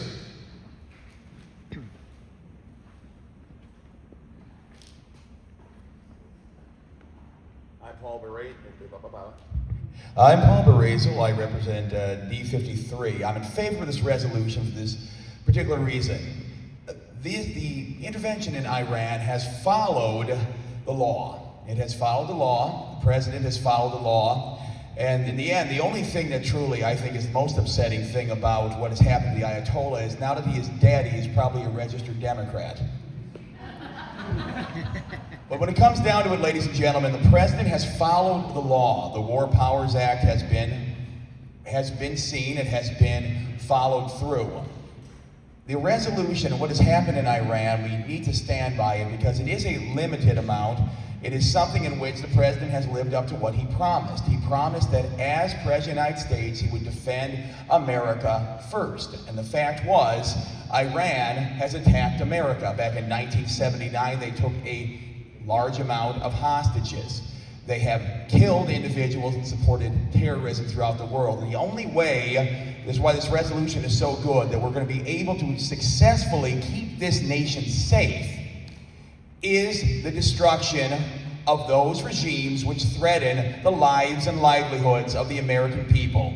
And so while I believe that, yes, the Constitution is what must we support, the President of the United States has backed the Constitution via the War Powers Act. This is a limited amount of response, and we have gotten rid of an incredible threat. And so I want to thank the gentleman over there for introducing this resolution, and I hope we can all support it today. Thank you very much. Is there anyone, it's 2-2. Is there any more in favor or against? Please come forward, state your name and state your case. The Rules Committee decided not to limit discussion, so I will be at the discretion of the chair. I have no problem as long as we don't start getting any people don't get too anxious. So not that you did anything, Dave. You're fine. It's just in general, just letting everybody know. I'll be brief. My name is David Karwoski. What's that? Roll it. There you go. Flip that up. There you go. My name is David Karwoski. I'll be real brief. I'm with live in Davenport, D51. And it's frustrating to me when as a Republican for decades. Dave, could you hold the microphone? There you go. As a Republican for decades, and we have a President Trump has been a person that there's, people are talking about it in the Republican Party. We don't want we're getting into a forever war. There is not one instance that this president that we have right now has ever had a long-term war. We've only been in there less than a week. And to have the Republican Party not stand for this simple resolution that Roger Mull has put forth is,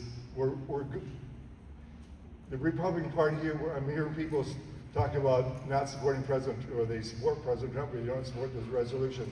But we have an opportunity to show the difference between a Democrat Party and a Republican Party by saying we are for President Trump and we are for our military, and this is not a long-term war. Is there anyone else wanting to speak against? This is speaking against. Yes, sir. Please stand up, be recognized, and step forward. Come up to the microphone.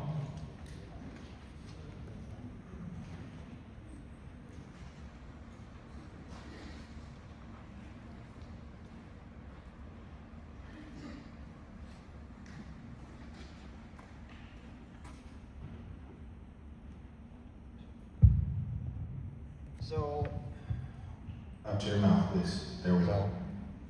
My name is James Bravero from, B33.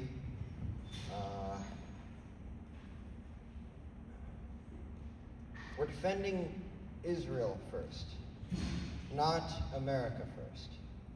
There's a war that we should be fighting here at home and not out there against other regimes. The Democrat Party is what we should be fighting. Charlie Kirk was our first, or maybe the most prominent that we've seen so far. We should avenge his death. And Trump has had 2 shots at him taken.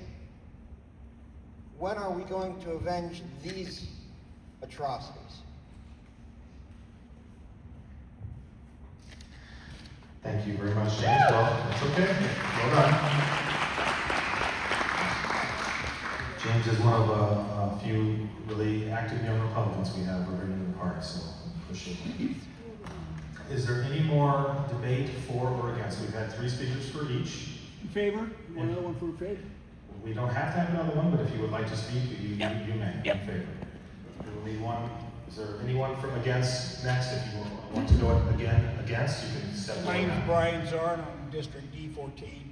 I was in college at Iowa State, and I was a junior when they took our Americans hostage in the hostage situation for 44 days.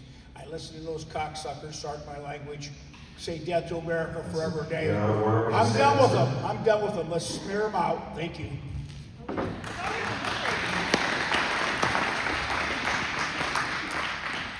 It's the swearing is out of order. That's all. No big deal. I understand. It's just so you know. No big deal. Someone, did I hear a call for a question? We will. Was there a call to question? Okay. Okay. We would have one more speaker against before the call to question. In the interest of fairness, if there is none, then we will call the question. Can you just reread the? Yes, I will reread that. Can we close the, is there no other speakers against? Discussion is closed. The resolution before the body is support of President Trump and our military, that's a typo, I'm sure. 1 second here. Okay. Support of President Trump and our military's efforts ending the reign of the jihadist death cult led by Iran's former supreme leader, Ayatollah Ali Khamenei, and his henchmen. That is the resolution that is before the body. Actually, it's the other side. Is it the other side? Okay. We support President Trump and our military in Operation Epic Fury. Is that the resolution? Okay. So that is the resolution, not the one I just read. We support President Trump and our military in Operation Epic Fury. The resolution has already had a motion and a second, so the question has been called. All of those in favor of this resolution, say aye. Aye. All of those opposed, say nay. Nay. I believe the ayes have it. The resolution has passed. At this time, I would like to ask the body if the body would like to take a break or continue to move forward. The break will occur after our delegate slate section, not before. So we want to do the delegate slate section next, and then we would take a break if you all want to do that. So I would entertain a motion to break after the delegate slate section at this time. Even though they didn't take a break, we're taking a break. It's time for an obscene profit center timeout, and we'll be back with the rest of the convention right after this. Pfeiffer Sawmill, your local home for kiln-dried lumber and affordable trailer decking to your specifications, all in Rome, Iowa, serving Mount Pleasant and all surrounding areas. Do you like to throw a hatchet? They've got your board. Call Ben today at 319-931-4544. Sanity. It comes in handy when you need it, and Sanity Coffee House will serve it up through coffee and pastry like God intended. If the beans were any fresher, you'd smack them. Sanity is home of the Mad Cow and Caramel Knowledge. Low on energy? Try their Lotus drinks. Special frappes and iced coffees await. Hungry? Go for a whole hog or a porcalypse. And a mac and cheese wrap will satisfy. Always high-speed Wi-Fi, so pull in and get your Sanity at 104 South Iris Street, Mount Pleasant, Iowa. Hearing no motion, I think we're all going to keep going. So next up, we have the slate of delegates to the district and state convention. The nominations committee presented decided to choose the slate of delegates based on the following criteria. Number one, how much effort and work did the people that turned their nominations in did for this county party? Number two, were these people members of the central committee? And number three, there was a marriage scenario that was involved. If you were a delegate and you had a wife or husband who wanted to be an alternate, then that was another criteria for the addition to the list. So the nominations are on the table right there. If you look at them, the delegates are on the left and the alternates are on the right. We're just talking about the delegates. Those would be the 50 members that will go to the district and state. There is an $80 fee, and you must sign the paperwork before you leave today to be a delegate. So there's a little bit of paperwork after this, which is why we do the break. So, is there a motion to adopt the slate of? Excuse me. We have yes, please. Yes, absolutely. Please.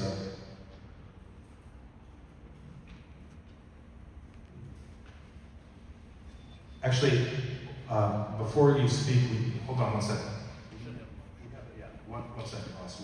We have to have a motion and to accept before we can go move into discussion. So, okay, the motion to accept is on the table. We begin discussion now, Ross. Thank you. I'm Ross Mouse from Milwaukee. Who was the nominating committee? This guy's in The nominating committee were the 6 Scott County executive board members. That would be Chairman Chuck Brockman, Vice Chair Kurt Whalen, Vice Chair Logan Coomer, Vice Chair Steve Stoltenberg, and Colleen Goebel, our secretary, and Dan Edel, our treasurer. Well, my wife and I signed up at the caucus to be delegates of the county, or the district and state. And I'm not sure why I was left off as a delegate or an alternate. I served 10 years in the Iowa House of Representatives, 4 years on the County Board of Supervisors. I think I've done some things for the party. I've done a lot for a lot of candidates. I don't understand why I was left off the list. I really worry that I was left off the list because of who I'm supporting for governor. And, you know, I think everybody thinks the governor's race is going to go to convention. So I hope we have an even number of people for each governor's candidate that were selected as delegates. Thank you. Yes, Ross, you did turn your paperwork in, that's correct. You and Carol, and you have been a valiant representative of Scott County and at both the State House and at the county. So I applaud and commend you for your service. We had, I believe it was 118 total candidates on the list, and you did not fit the criteria for the delegate section or the alternate section based on unanimous votes of the board. So, is there any other discussion? Yes, sir.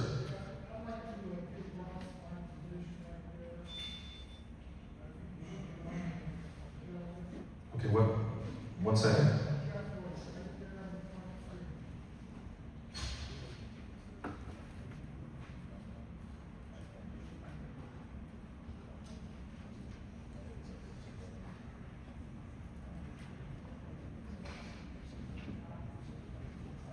Anybody go and just sit in the audience? So what's the big deal? You can't. Thank you, sir. What is your name, sir?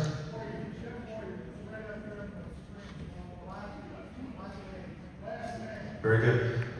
We believe this is a friendly motion, so we will remove your name and add Ross Austin's to the slate of delegates. Is that correct? This is the slate of delegates.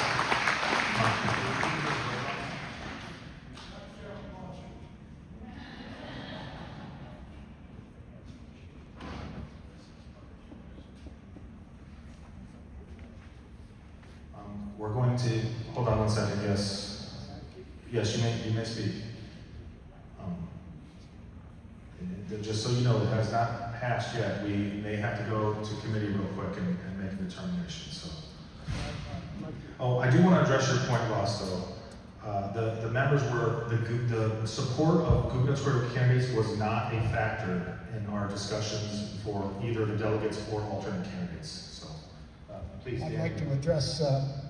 I'd like to address the parliamentarian, but I believe that if someone withdraws their position as a delegate, that it is filled by the alternates rather than someone from the body. And I would just like to have that brought up and discussed with the legality of that procedure that we have pending. We did vote on a procedure in our meeting that the alternate delegates would move up, and we do have the correct order that they would move up. That would open up a spot as an alternate. Ross, if that is the ruling, would you still be interested in going to the district and state as an alternate? Okay, very good. Let's at this time. Point of order. Yeah, yes, go ahead. Is it not true that we have not set it's been proposed for the group, but we haven't set the roster for the delegates as yet. So Ross could still be put on as a delegate. It's the essence of a competing roster of delegates. Let me check with the parliamentarian real quick on that.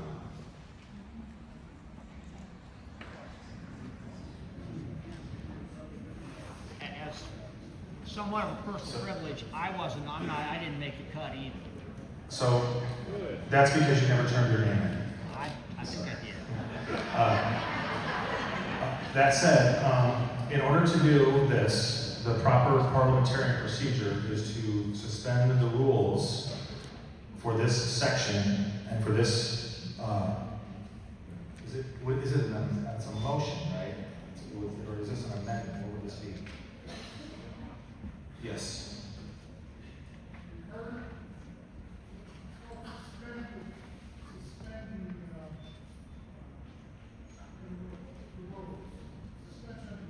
Right, that's the way. That's right. We have to. Okay.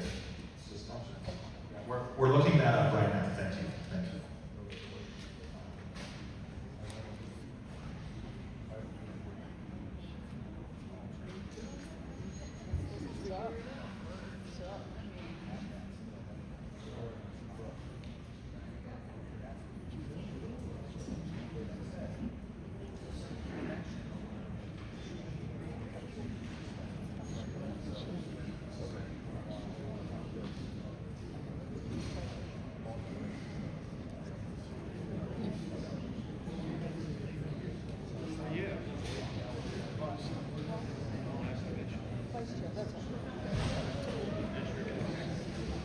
All right, we got it. Here's the deal. The only way to get Ross on as a delegate is to suspend the rules. If we want to put him on as an alternate, we do not have to suspend the rules, as it was a friendly amendment. So it's kind of up to you, Ross. I think we would happy to do whatever you would want to do. We will put before the body, or we can have a motion come from the body. So.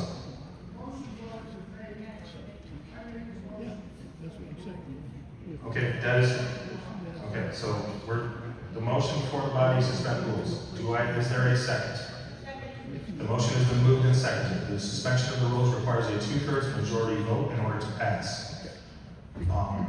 Is there any further discussion on this?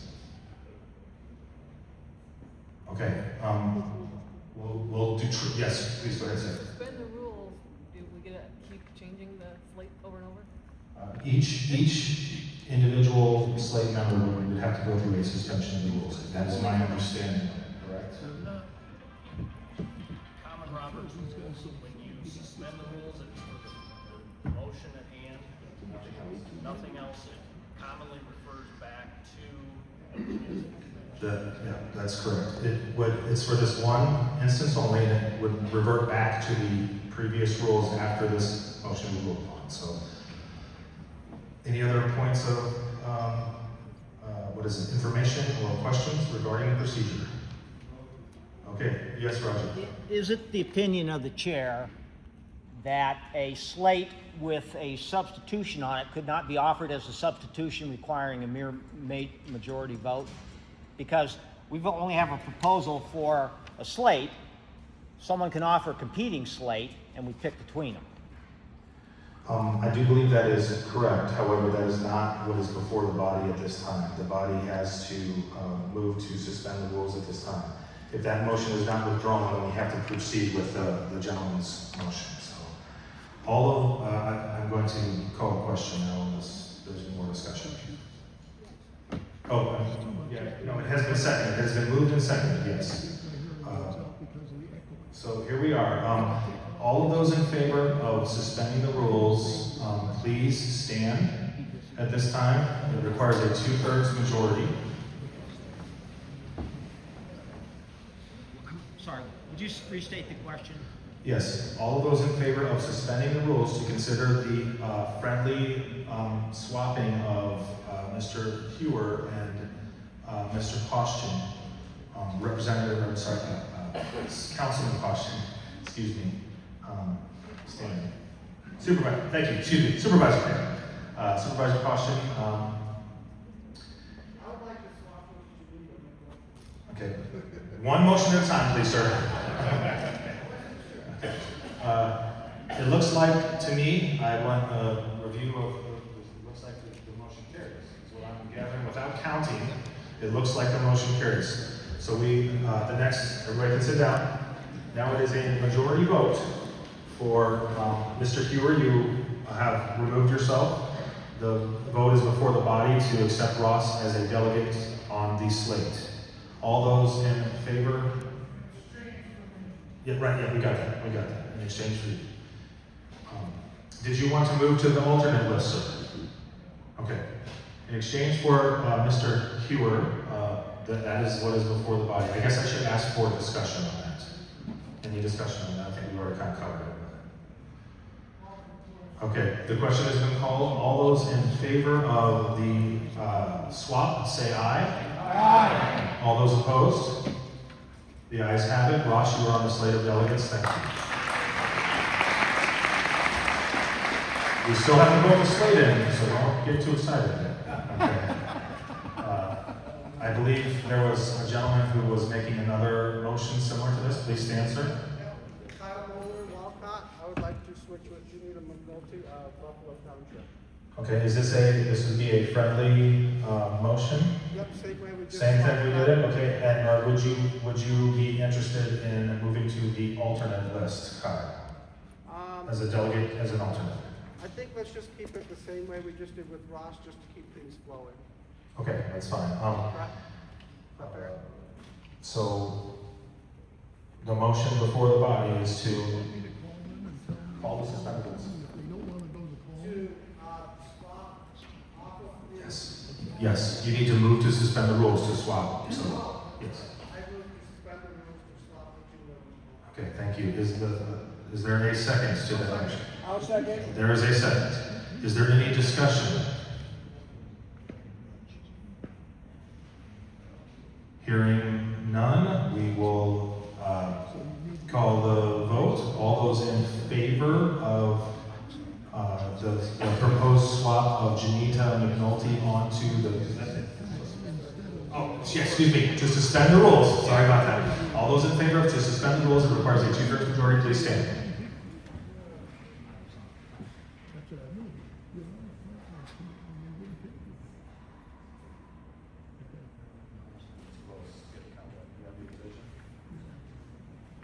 I think we're going to. Okay.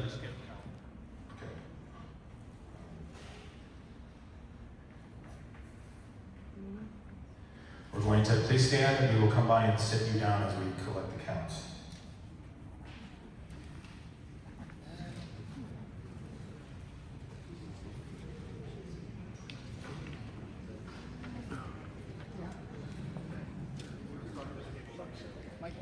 What's the temperature of my house?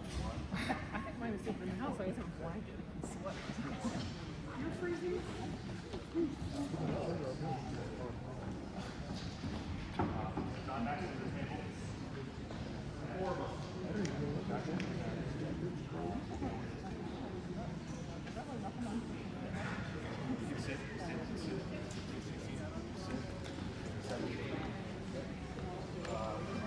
Are you standing? anything in this motion? Yes, I have. Oh, you don't have to answer this.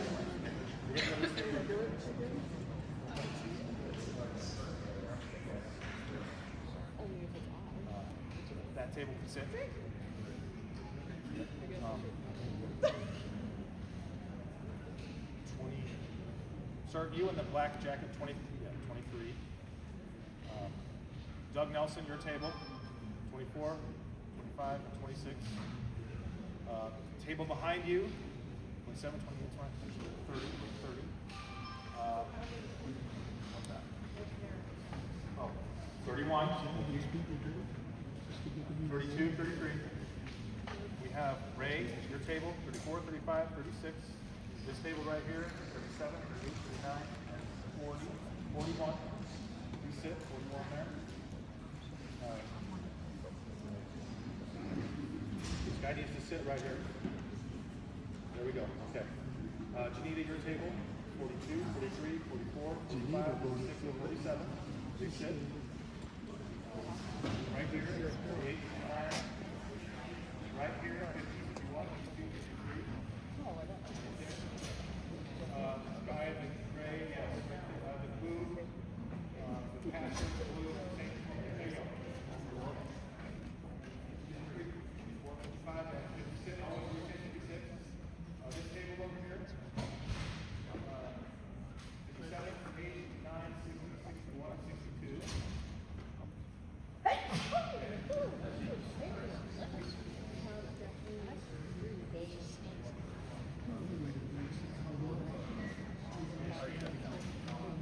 No. Yeah, we got you. We got you. That table was 6. We got you. And 3 more.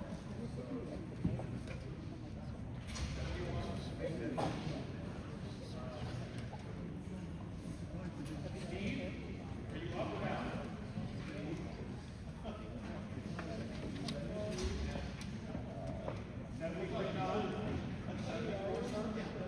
Okay, you guys can sit.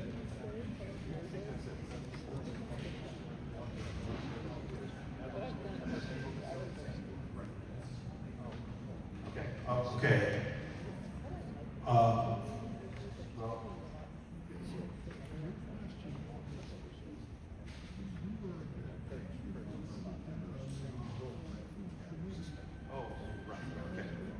Okay, we need everyone who is opposed to suspending the rules to stand. So all of those who did not stand, you cannot stand twice.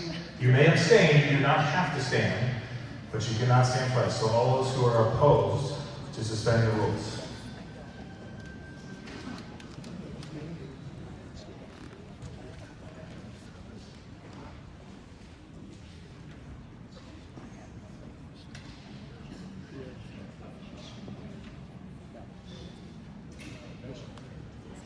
I'm surprised she was here.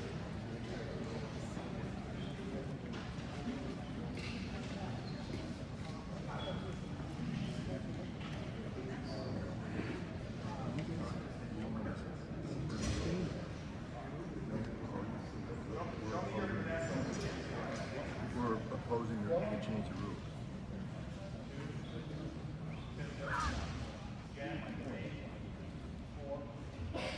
Well, the resolution. 6, 7, 9, 10, 11, 12, I see you back there, Tom. 13, you're already counted, sir, in the blue. 14, 15, you're counted. 16, 17, 18 in the far back table. Did you go to the radio? 19, sir, in the green. You touched all the 20, bases. 21, 22, 23. In the very back, 24, 25.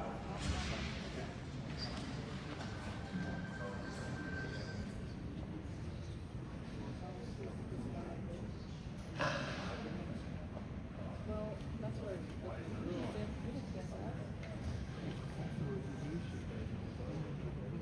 It's a super majority of the so it doesn't say present. So what is it? Is that just hard to figure out?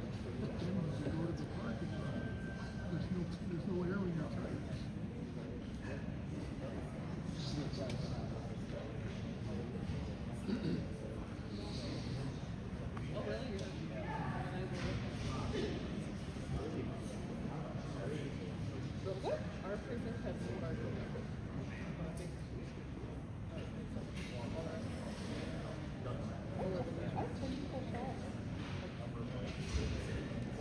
most of them were there because they told us to come, that's all. I guess that was a mistake. But the people that showed up, I was, I called every single person on the list, and I told the number of times.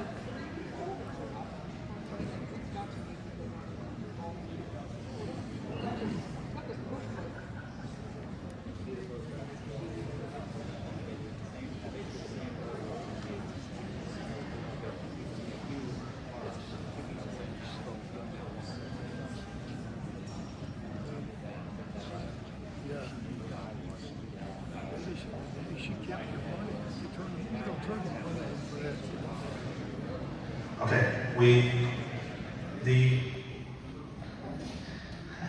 there were 131 delegates. The vote was 74. It is the opinion of the parliamentarian that the abstentions are not a factor in the 2/3, correct? Therefore, the 24 noes would mean there is roughly a 75% vote to suspend the rules. So that is the ruling of the chair at this time, unless someone wants to call me out of order, which I would understand because I'm not clear on this myself, but I think as the parliamentarian's ruling, I would accept that ruling. Okay, the rules have been suspended. We now there's discussion on the question of swapping or replacing Kyle with Janita as a delegate on the slate. Is there any discussion to that?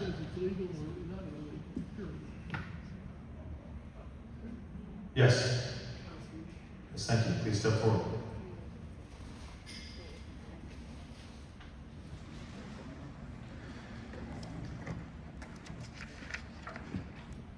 My name is Sam Martin. Sam Martin, Precinct 51. My concern about the suspension of the rules and substituting the delegates is simply that we have had the committee in place to already make this decision. The committee had its reasons for overviewing all of the names that were submitted. Most of us in this room don't know what the reasons were for accepting or rejecting, but I think that we should trust that the committee had its reasons for who it selected, who it did not. I don't know most of you in this room. This is not anything personal, but I think that we should trust the committee and the people who took the time to look into this matter. Thank you. Anyone to speak? Anyone to speak in favor? Anyone to speak in favor of the change? Oh, here we go.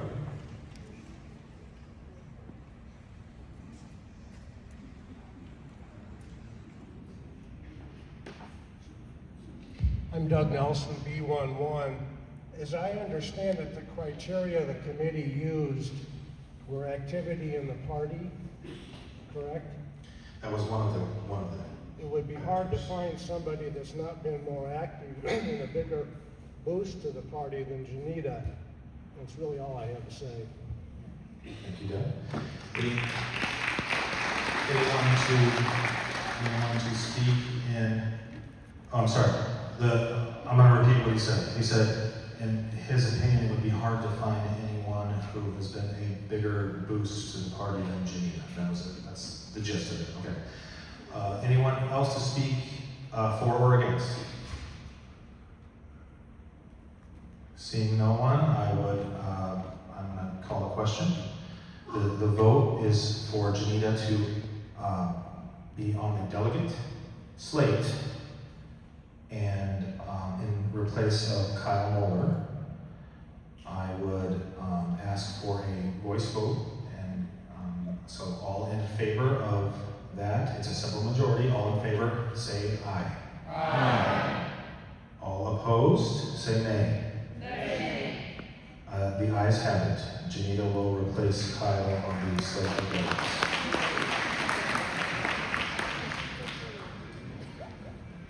Now, at this time, I would entertain a motion to call the slate up for a vote. So, okay, the motion has been moved.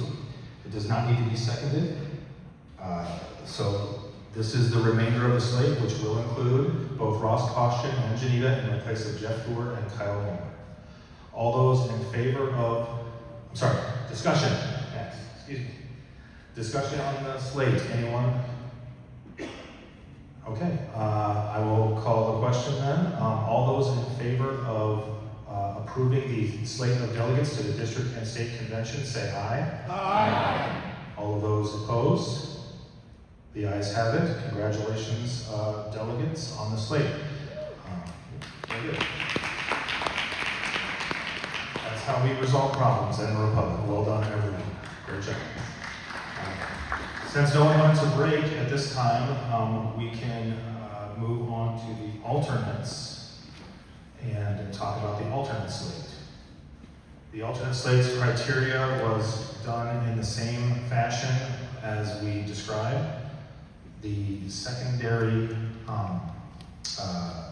members were chosen in a way that was consistent with what the committee thought would be credible as getting the most number of ultimates to be district and state convention. That included the husbands and wives section. So if there are any questions on that, I'd be happy to move on. That said, at this time,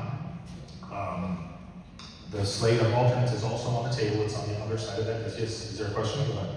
You're good? Okay. At this time, I would ask for a motion to accept the slate of alternates. So moved. Okay, the motion has been moved. Is there any discussion?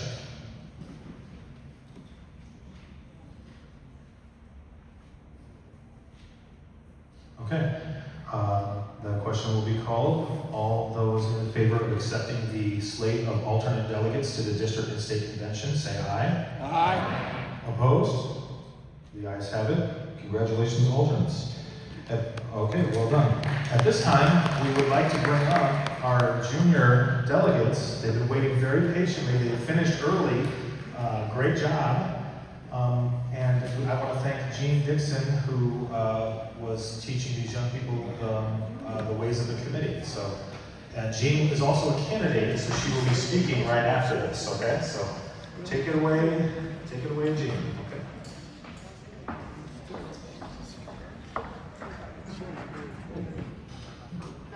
Thank you, Kurt, so much for the opportunity and invitation. That was really fun. I don't work with young people enough. My own are grown, and so that was really fun. Just like we have a lot to look forward to, and those of you who have sons in the audience, I feel are raising really, really good men. So I'm going to introduce them, and then you're going to hear from Denton, and you're going to hear from Thomas about 3 of the platform planks that we did. And so just a little background, what we did was we went through the Republican Scott County platform plank in 2024, and then we just kind of they brainstormed, and we discussed, and we voted on 3 platform planks. So I'm first going to introduce Ben Holst, and he's going to introduce the first platform, and then Thomas Whalen will do the other 2. So guys, come on up.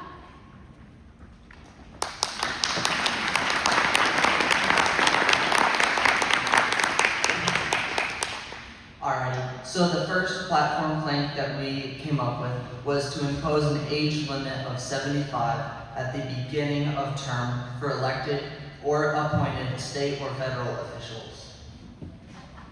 Yeah.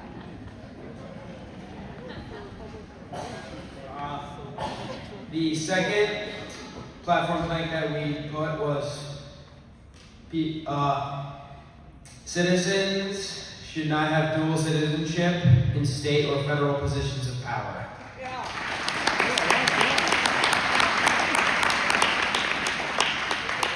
The third platform plank that we had was teachers should be allowed to carry non-lethal weapons in classrooms such as pepper spray and tasers. Thank you.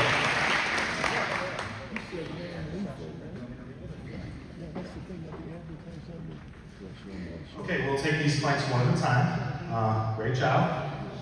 The first one is before the body for discussion. Does anyone would like to discuss that plank at all? Here. Repeat if you said. Come on up here and repeat. Yeah.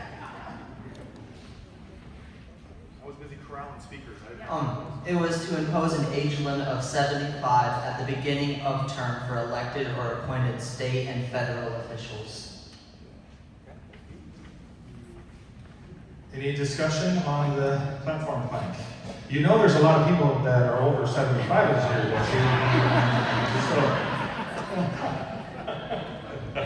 Go ahead. Yes. That's age discrimination. Personally, my opinion with age, I don't think it has to do with age, I think it has to do with mental competency. I've seen people at the age of 95 years old be more competent than somebody who's at 50 years old. Yeah. So again, I don't think it has to do with age, I think it has to do with mental competency. So I disagree with this amendment and I recommend you vote it down. How dare you, sir? Is there anyone that would like to speak in favor of this amendment? Yes, thank you.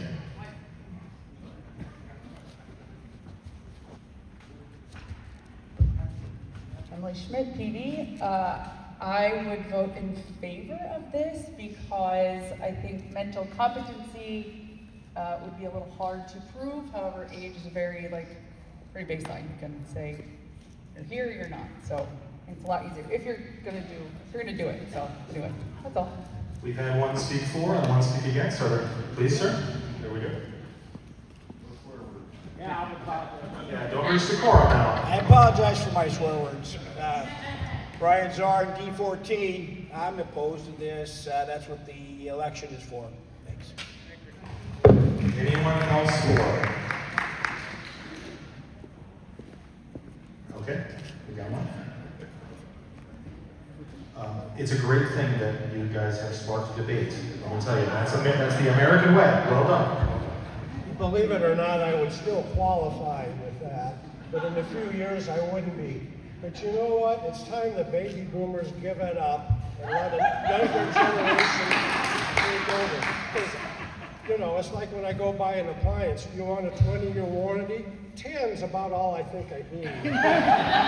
So in this case, it sounds terrible, but I think there's a real point here. There's a lot of younger people that need to get a chance, need to have the chance to lead us. So I'm all in favor of it. Thank you. And you boys did know that our chairman just had his 84th birthday. So letting you know that. Are there any other, anyone who wants to speak for or against? We've had 2 and 2, so I think I'm gonna call, are you coming to speak? No. Oh, okay. I'm gonna go ahead and call the question. Oh, wait, hold on. Oh, yes. Both of you, come on up. I got 2 mics. One can have one, and one can have the other. Is she on the list?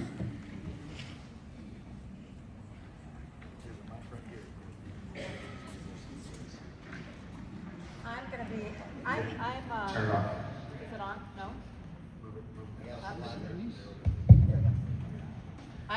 I would vote against it because I'm at the opinion that it is a cognitive thing, but I think, right here? Okay. I think that there's so many older legislators. There's one in Iowa that's very senior, he's very good, but he needs to be mentoring the younger people. We can't just have a 30-something person come in with the woke values that they have today. So we need more mentoring. And so it's not just about age, but it's not just about, seems like a lot about power, but they don't want to give up the power. We need to care about our young people enough to get them ready, thinking right. Thank you. That was speaking in for the amendment. Are you speaking against the amendment? No, I was speaking again. Oh, you were speaking against. You're speaking for. Please continue. All right, I'm speaking for the amendment. Put the mic up to right up to your mouth. There you go. I'm speaking for the amendment. That was my mother. So, James Cavero, B33. You know, I was going to make a case of mental competency and age go hand in hand. Typically, if they're older, yes, it is a slippery slope. However, like many slippery slopes, Council order. Council order. however, like many slippery slopes, like gay marriage and such, you know, this country can go downhill once you start on these slippery slopes. So stop it right here is a good order. And I argue we should lower it. Lower it from 75 to maybe even 70. You know, yes, incorporate an apprenticeship with these limits for those who are already in power and are over this limit, or will make this limit by their term is up. But, you know. Thank you. 3-4-3 against. I think, unless there's anyone else, come on up. I'm sensing uneasy. Be careful what these things say. Hello, Sam Martin, Precinct 51. And I just wanted to read from 1 Peter 5. 1 Peter 5:5 says, "You younger men likewise be subject to your elders, and all of you clothe yourselves with humility toward one another, for God is opposed to the proud but gives grace to the humble." The scriptures elsewhere say that age and wisdom go together, rather than age and mental incompetence, rather that the gray hair is the crown of glory and it's wisdom. And as people, especially as younger men, it can be actually an act of pride to say that those who are older than us and more experienced than us have no right to rule over us when they are the first people, because we owe, in one sense, we owe our country to them. They were around before we were, and it is our right to honor them. It is their right to receive that respect from us. Thank you. I'm going to step aside as chair temporarily and pass it to Jim Barons real quick, so I can speak on this motion. Can I overrule you so you can? Okay, we'll recognize her speak. Thank you. Someone who sits right behind me just told me that unfortunately our system rewards seniority. He's not a delegate, so I want to share that with you. That's all I want to say. Yeah, I'm going to return the chairman. Good for you. Mr. Chairman, Yes, point sir. of order, not spoken to someone perilously close to the time limit, but the junior delegates' positions, that is their product. They offer it to us. It is not necessarily part of our platform. It is the junior delegates' platform. That is correct. So I just want that understood. Are you asking to call the question, Roger? Well, I'm asking for the point, an explanation from the chair Yes, to that that is correct. effect. These planks do not go in our party. Thank you. That's a point of information. Yes, these party planks do not go in our platform. They are the junior delegate platform. So, if you are afraid that it's going to be in our platform, then it will not be. So, is there any other debate? Okay, I'm going to call the question. All those in favor of the junior delegate amendment, say aye. Aye. All those opposed? Nay. I am not going to call for a division of the House. I think the nays have it. If you want to rule me out of order, that's okay. Congratulations, you seniors, you win again. All right, next up. Next platform plank, please. Go ahead, why don't you come up and say it? No dual citizenship in state or federal positions of power.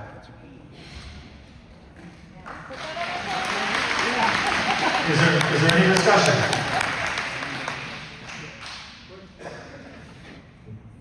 Okay. The question has been called. All those in favor of not allowing dual citizenship for citizens of state, whatever, you heard it. All those in favor say aye. Aye. Opposed? The ayes have it. Congratulations. Well done. Next question. Teachers should be allowed to carry non-lethal weapons such as pepper spray and tasers in classrooms.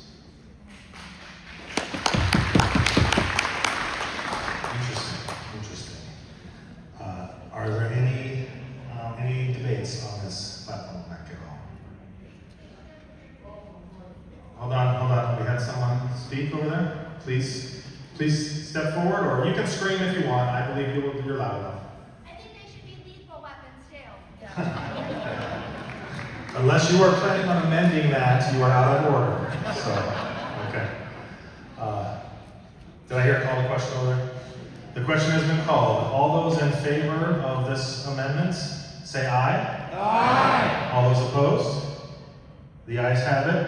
Before we dismiss our junior delegates, I want to ask the body if you think these three individuals would make really good district committee delegates. And if you think so, let them hear it. Because we don't have anybody as a junior delegate to the district convention right now. Old or young, the body has spoken, young people. They want you as the Scott County junior delegate to the district convention. Are you interested in this? Okay, all those in favor of sucking these young kids into the world of politics at this young age, I would entertain a motion for them as... Okay, we have a motion there. It needs a second.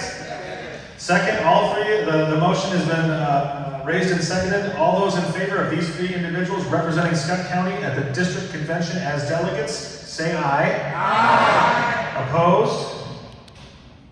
Hold on. Oh. The ayes have it. Congratulations, district delegates. Well done, young men. Stand up, come on, get up front.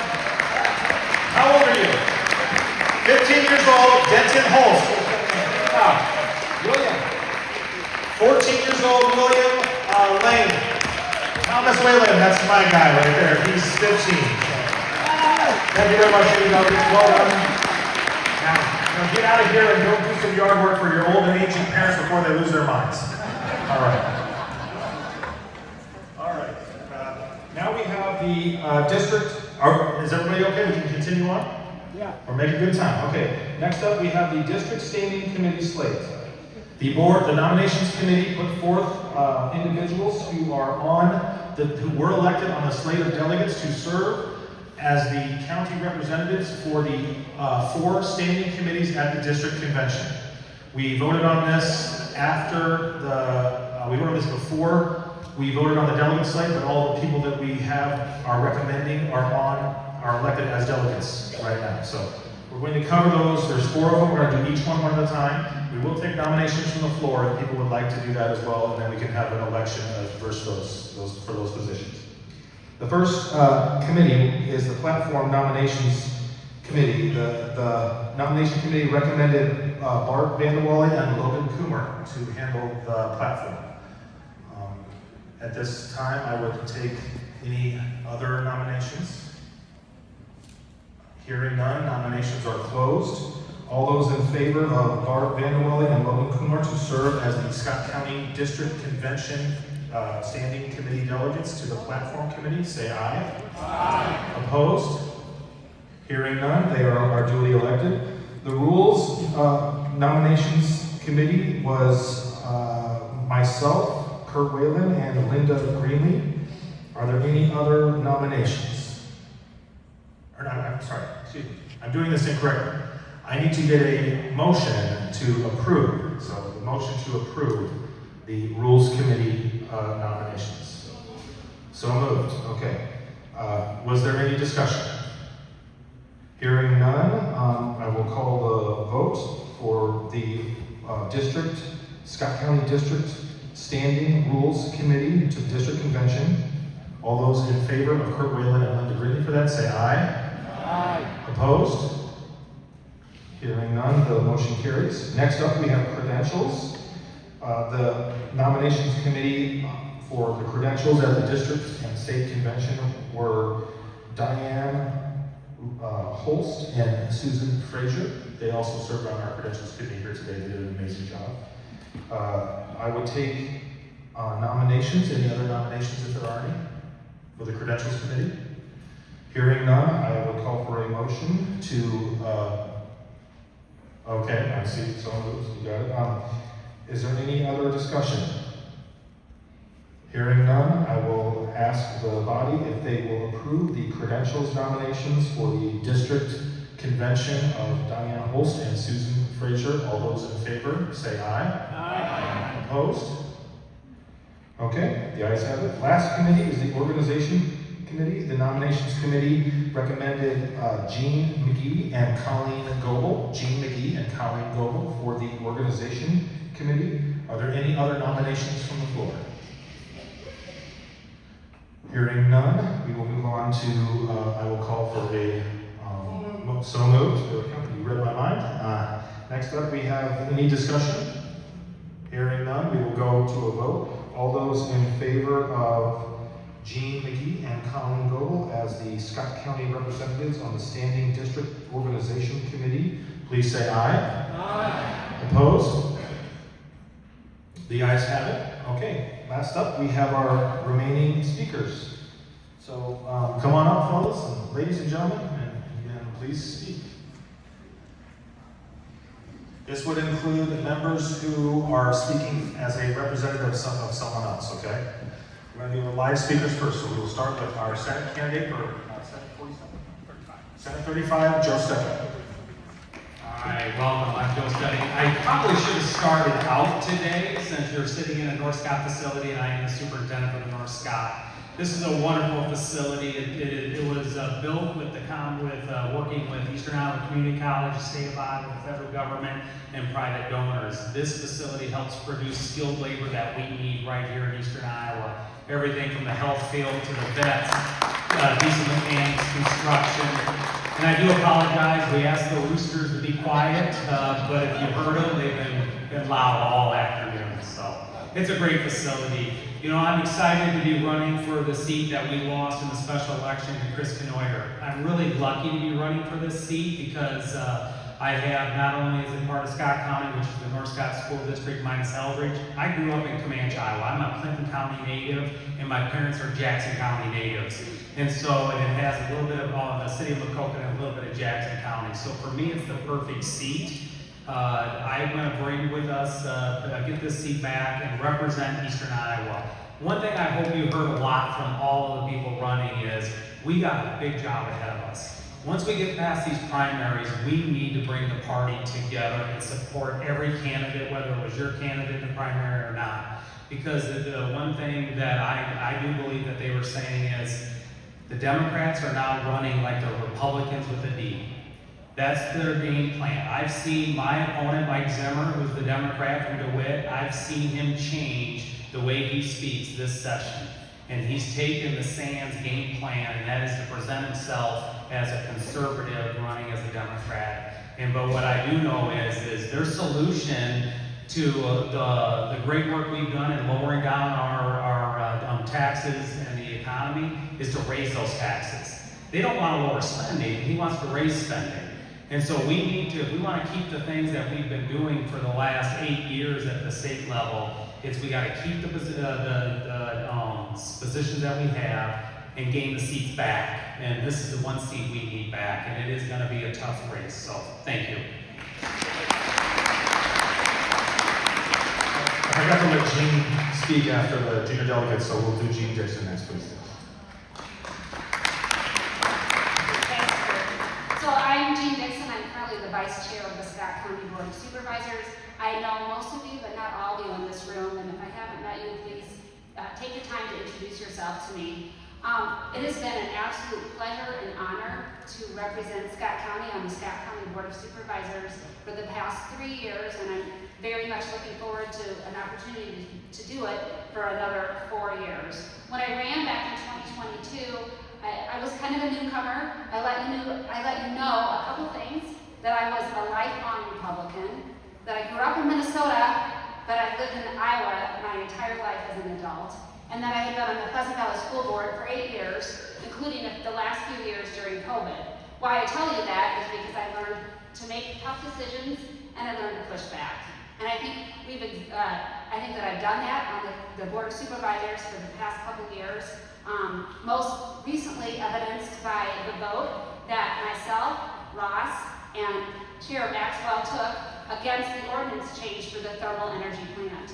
I've become very protective of this county, and I can guarantee you and assure you that I will continue to do so in the next term. So thank you for your time.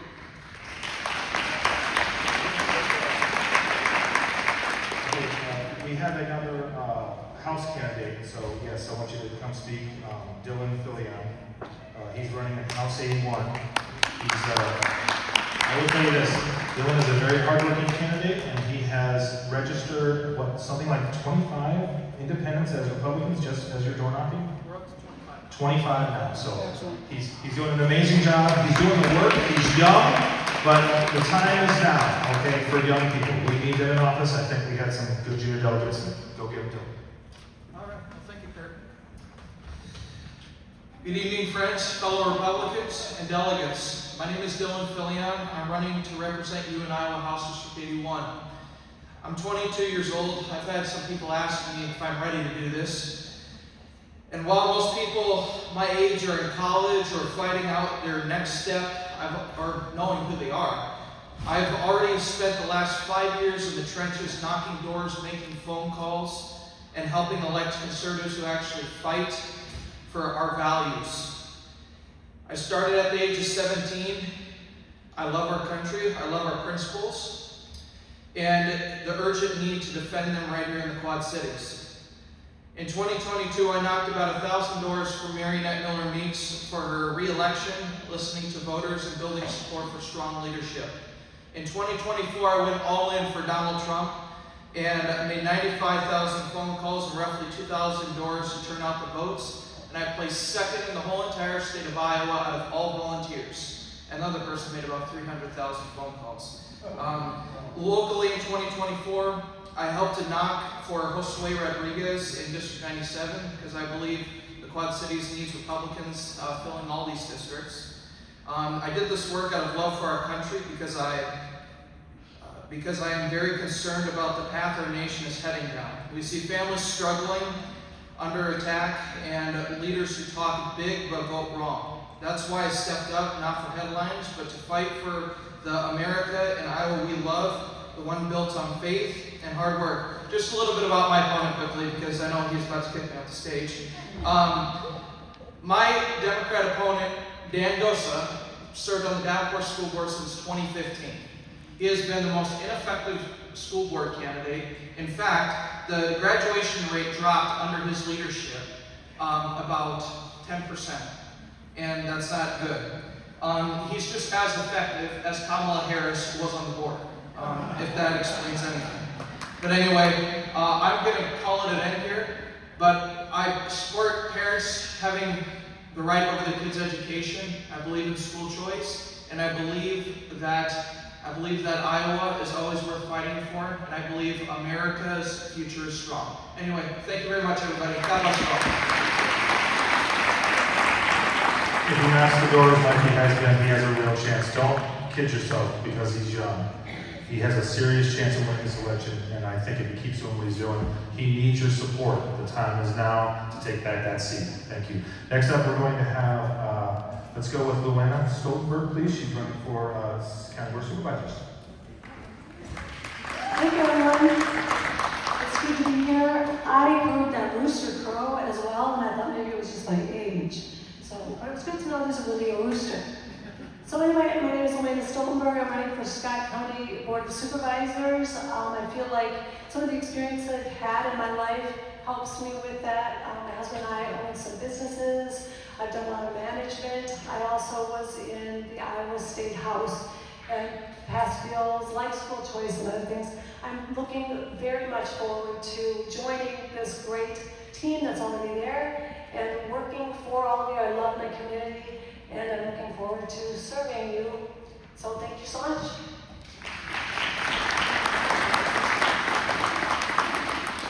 Yeah, we have Jennifer Lane, also running for County Board of Supervisors, correct?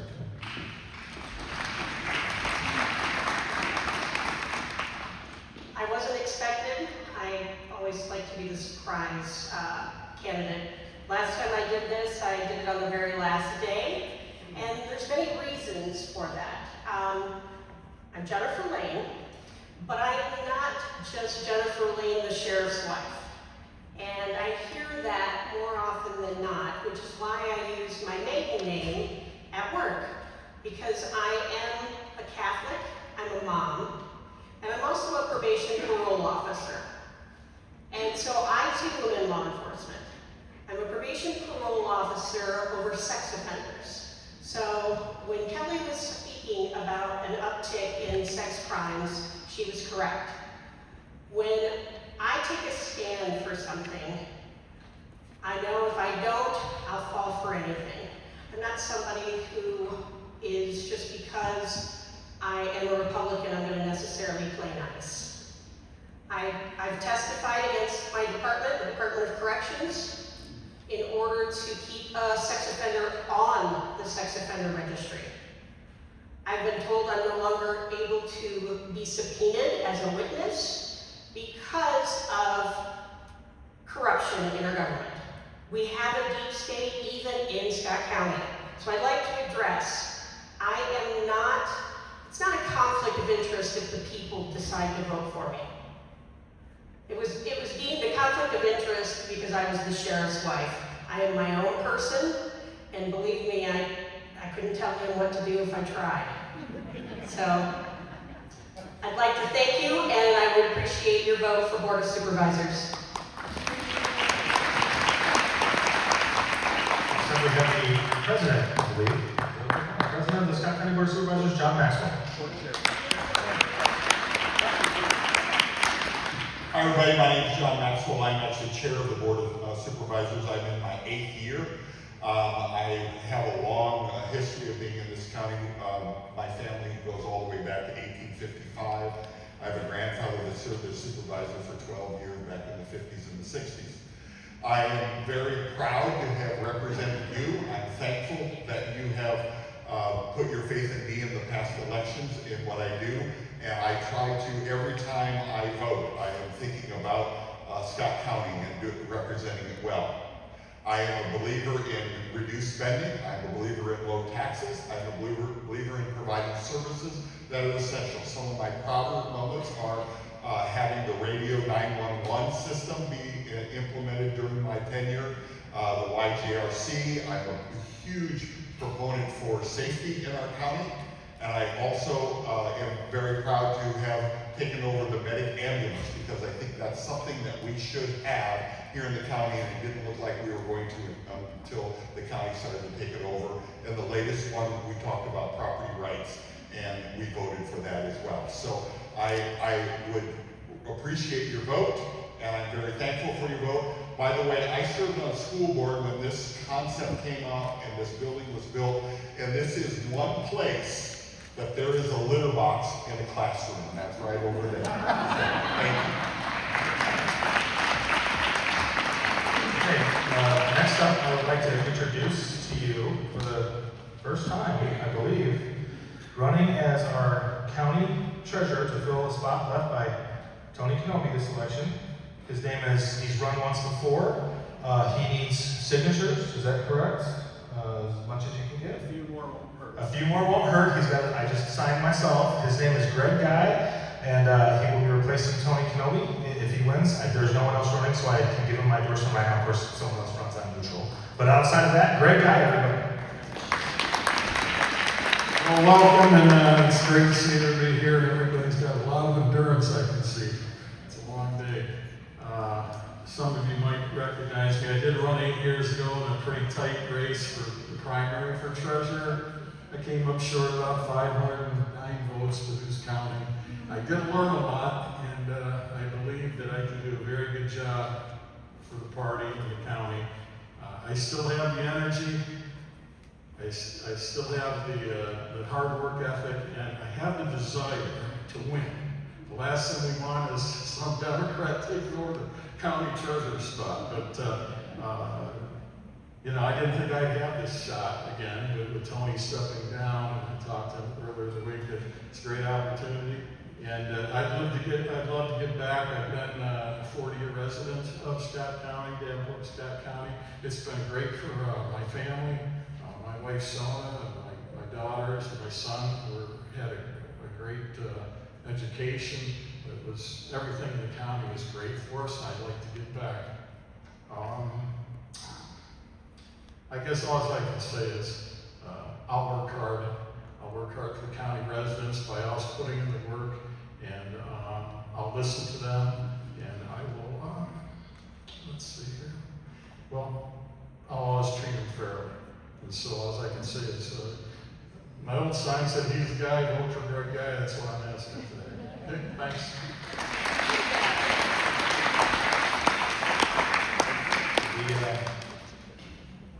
The roots of the grassroots are at our school, city, mayoral, and county levels. So it's incredibly important that we start taking a more active position in all three of these candidates who spoke.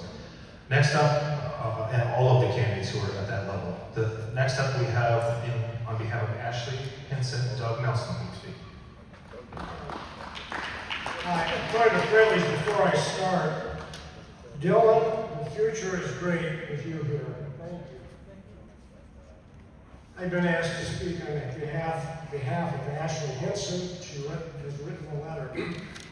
Happy Convention Day, everyone. I wish I could be here with you today. I am currently en route to the dignified transfer of the soldiers from Iowa who were killed in action earlier this week.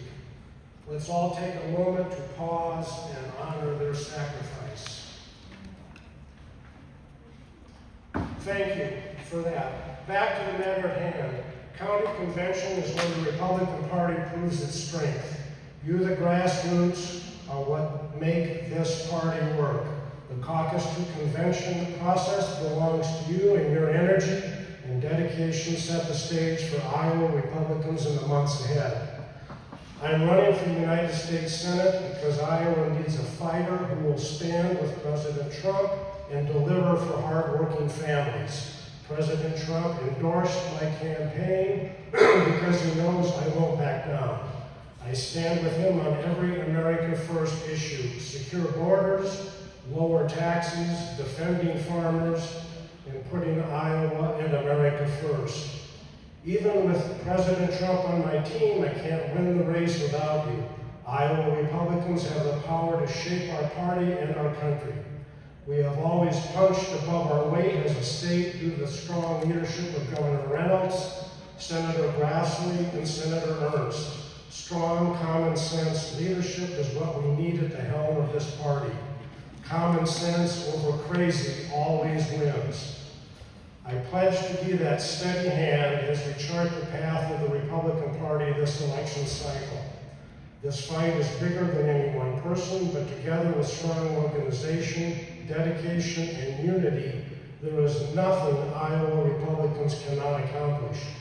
I am proud to fight alongside you, and I am honored to have President Trump's support as we take this fight to Washington for Iowa families.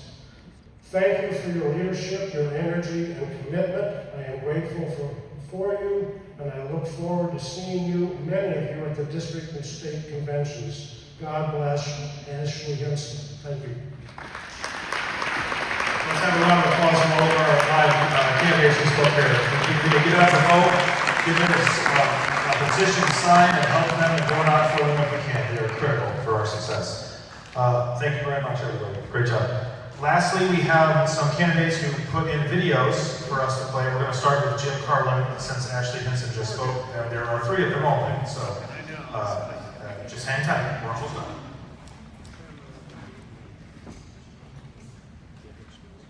Hi everyone, I'm Jim Carlin, and I'm a candidate for the United States. The people of Iowa are working harder than ever.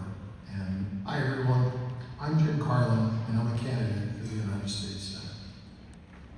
The people of Iowa are working harder than ever, and many have fallen further behind. And we all know the government is responsible for it. Groceries, housing, health care, insurance, college, everything all costs more. I call it the squeeze, and I'm running to stop it. Donna and I have been married more than 30 years. We have 3 children and 3 grandchildren. I'm a U.S. Army veteran. I've practiced law in Sioux City for 34 years. Spent 6 years in the Iowa legislature. When the Iowa Veterans Home was hiding elder abuse, I exposed it. The commandant was fired 3 months later. Then I went to work on the Veterans Trust Fund, and it now earns more than 10 times more money for those who aren't able. I've carried that same resolve to protecting the unborn, keeping our schools safe from active shooters and radical ideology, freezing property taxes for seniors, fighting vaccination mandates for Iowa's healthcare workers, and defending the private property rights of our farmers and the gun rights of Iowans. I don't look for easy ones. I look for the fights that matter. Ashley Hinson has spent 6 years in Washington. What did she get done? Well, she wrote the EATS Act, which is a bill that would give all ag regulatory authority to the federal government. Thank goodness it didn't pass. She received President Trump's endorsement with her connections. But in 2024, she caucused for Nikki Haley. She voted to keep funding USAID and NED. And when our borders were being overrun, she voted to send over $100 billion to the Ukraine. That's not moderate. We don't need more managed decline. We need new leadership. My compass is built on my love of God, family, and country, and the belief that government is supposed to serve the people. I'll keep it simple because I think simple is what's been missing.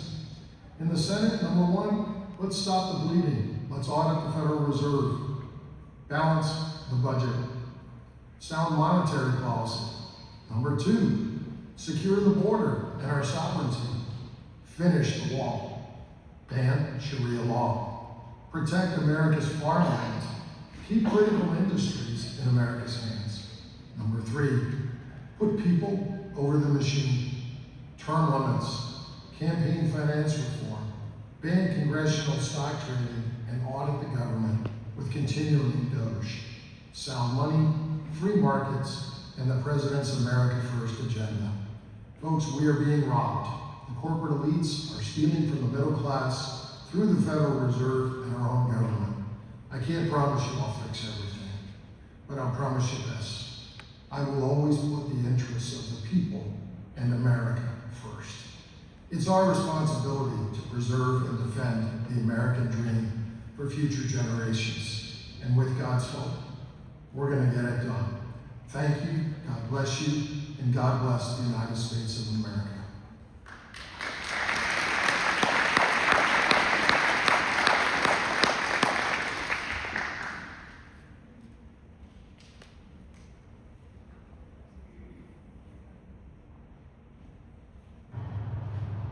Hi, Scott County. This is Lieutenant Governor Chris Knoyer, and I am honored to be Iowa's 48th Lieutenant Governor, and I am also proud to be a Scott County resident. I have lived in LeClaire for over 26 years, where I raised 4 children, three Hawkeyes and 1 Cyclone, and they are all graduates of Pleasant Valley High School. I have a degree in computer science, and I've worked in technology for my entire career. For 27 years, I had my own website development company. And in 2013, I ran for the Pleasant Valley School Board, where I served for 6 years, 2 years as board president. During that time, we were able to lower the levy by 41 cents as assessments went up, while ensuring that all students had an excellent educational experience that prepared them for post-secondary success. In 2018, I ran for the Senate seat that represents both Scott and Clinton County, flipping that seat and representing you for 6 years there, and every one of those 6 years I voted to lower your taxes, protect life, protect your Second Amendment rights, parental rights, as well as voter integrity, and I worked very hard on the governor's realignment bill to make government more efficient and effective, giving better value and services to the Iowa taxpayer. I intend to bring that type of innovation into the auditor's office. For too long, over the last 7 years, the current office holder, Rob Sand, has done nothing but politicize the office and use it for his own political ambitions. The first thing I want to do is get in there and audit the auditor's office and find out why it takes them so long to get audits back to the taxpayers and back to the people, and make it much more accountable and transparent. I also want to use technology, best practices, and generally accepted accounting principles to root out waste, fraud, and abuse, and hold bad actors accountable. I am very proud to have the endorsement of Governor Reynolds for this race, and I want to work hard to get integrity back into the office, innovation into the office, and get the politics out and get back to work for protecting you, the taxpayers that fund the government. So I humbly ask for your vote on June 2nd, and again in the general election in November. I want to bring integrity and innovation to the office. If you want to learn more about me, my website is Knoyer for Iowa. Again, Chris Knoyer, I ask your vote in June and again in November, and I will leave you with this: in God we trust, everyone else we audit. Thank you.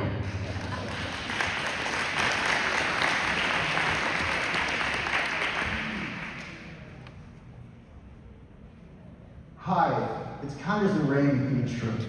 I'm sorry I can't be with you today.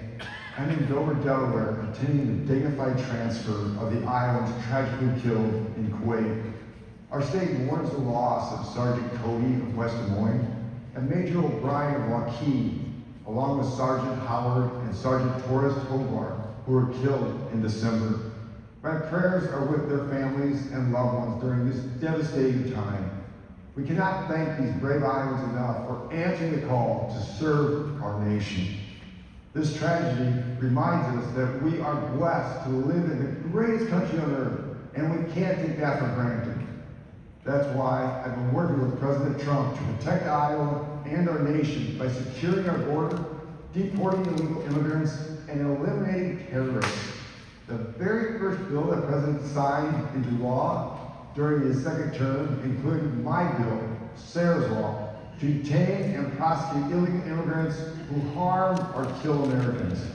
When it comes to protecting our communities and deporting illegals, I do not hesitate now, and I will not hesitate as governor. I will always protect our conservative values and will never allow Iowa to become California, Minnesota, or Illinois. It's not uncivil to say that every life matters, both born and unborn. It's not dangerous rhetoric to say that men cannot play in women's sports, and there are simply two sexes, male and female. That's it. I'm running for governor to take Iowa to new heights and defend our conservative values. My vision includes cutting and freezing property taxes, making Iowa the most business and ag-friendly state in the country, delivering world-class education for our kids, which means eradicating DEI, keeping our kids right here in Iowa with great jobs and opportunities, and delivering high-quality, affordable health care for all Iowans. I, like many of you, am a husband, a father of four, a fourth-generation Iowan, and a conservative Republican. I met my wife of 32 years, Lynette, while working at the local pizza ranch, where we raised 4 kids together in a community where I grew up, right here in Hull. I later worked in the private sector as head of sales for a local candy company in town, and was the Hull City Administrator, Sioux County Treasurer, and then chairman of the Iowa Senate Ways and Means Committee, where I authorized the largest tax cut in state history at that time. Now, I'm working with Congress and with President Trump to deliver the America First agenda thanks to your tireless efforts. Whether it's dedicating your Saturday to a 10-county convention like today, or knocking on doors, or making phone calls, you do what it takes to keep Iowa red, and so will I. The grassroots is the backbone of our success. Thanks for everything that you do. I'll see you at district convention or on my statewide tour. I look forward to earning your support and working together to take Iowa to new heights.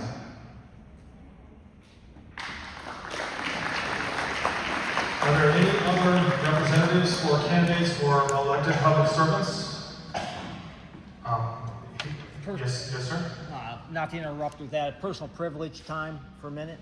Is anybody else here from precinct 6262? Thank you. I'd like to meet up with you. Okay, before I turn over the podium to our chairman for closing comments, I just want to give a huge thank you and a round of applause to Jim Barron, who served as our Sergeant of Arms. Thank you very much, Jim. Colleen Grobel, who was our secretary today. She did an amazing job also. And especially Barb Vanderwally, who helped me greatly with the parliamentarian items. All three of you are a treasure to Scott County. I cannot thank you enough for the help and support. So thank you very much. Lastly, all of the delegates and alternates, before you leave here, you need to go back and meet Tracy and sign the paperwork. And Logan, Logan and Dan. And if you have your payments now, please turn your payment in. It makes it so much easier. Otherwise, we're going to hunt you down, and that's a very time-consuming process. So every minute that we have to hunt you down is one less minute we can work for our candidates. So just keep that in mind. And I think is that it back there? Okay. I would now like to turn over the chair to our Chairman Chuck Brockman for closing comments and adjournment.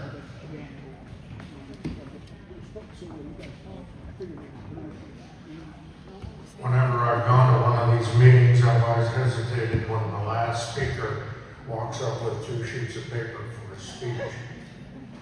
Yes, I'm 84 years old and I have a 52-year-old son that I farm with, and he still asks me, Dad, I got something I want to run by you. So, we have big challenges out there in getting a full slate of Republicans elected. Number one, the governor's spot, and all the way down, our state senator, and in Scott County. Every one of you ought to get 10 people, and get them to go out and vote. Because let me tell you, that's going to be the deciding factor. If we don't go out there, we can talk all we want, but if we don't go out there and do it, shame on us. And after the election, there's no time to say, look, this is what we should have done. Now, we have a couple issues in the county that I would like to make everyone aware of. I'm very sensitive to the farm issues because that's where I'm at. Number one, we've got the power plant west of Maysville.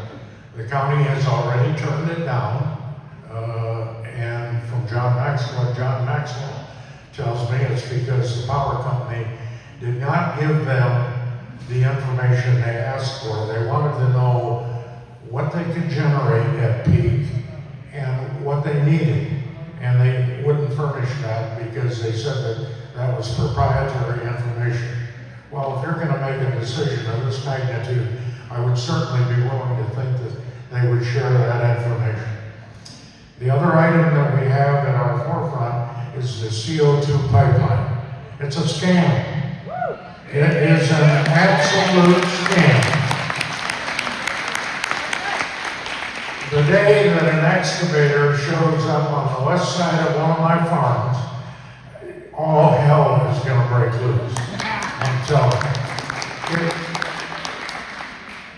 I'll tell you, somebody, Tracy, has done some presentations on this CO2 pipeline, and on the way out, ask her for some of the information, or she will forward you that information, but it's a scam from start to finish.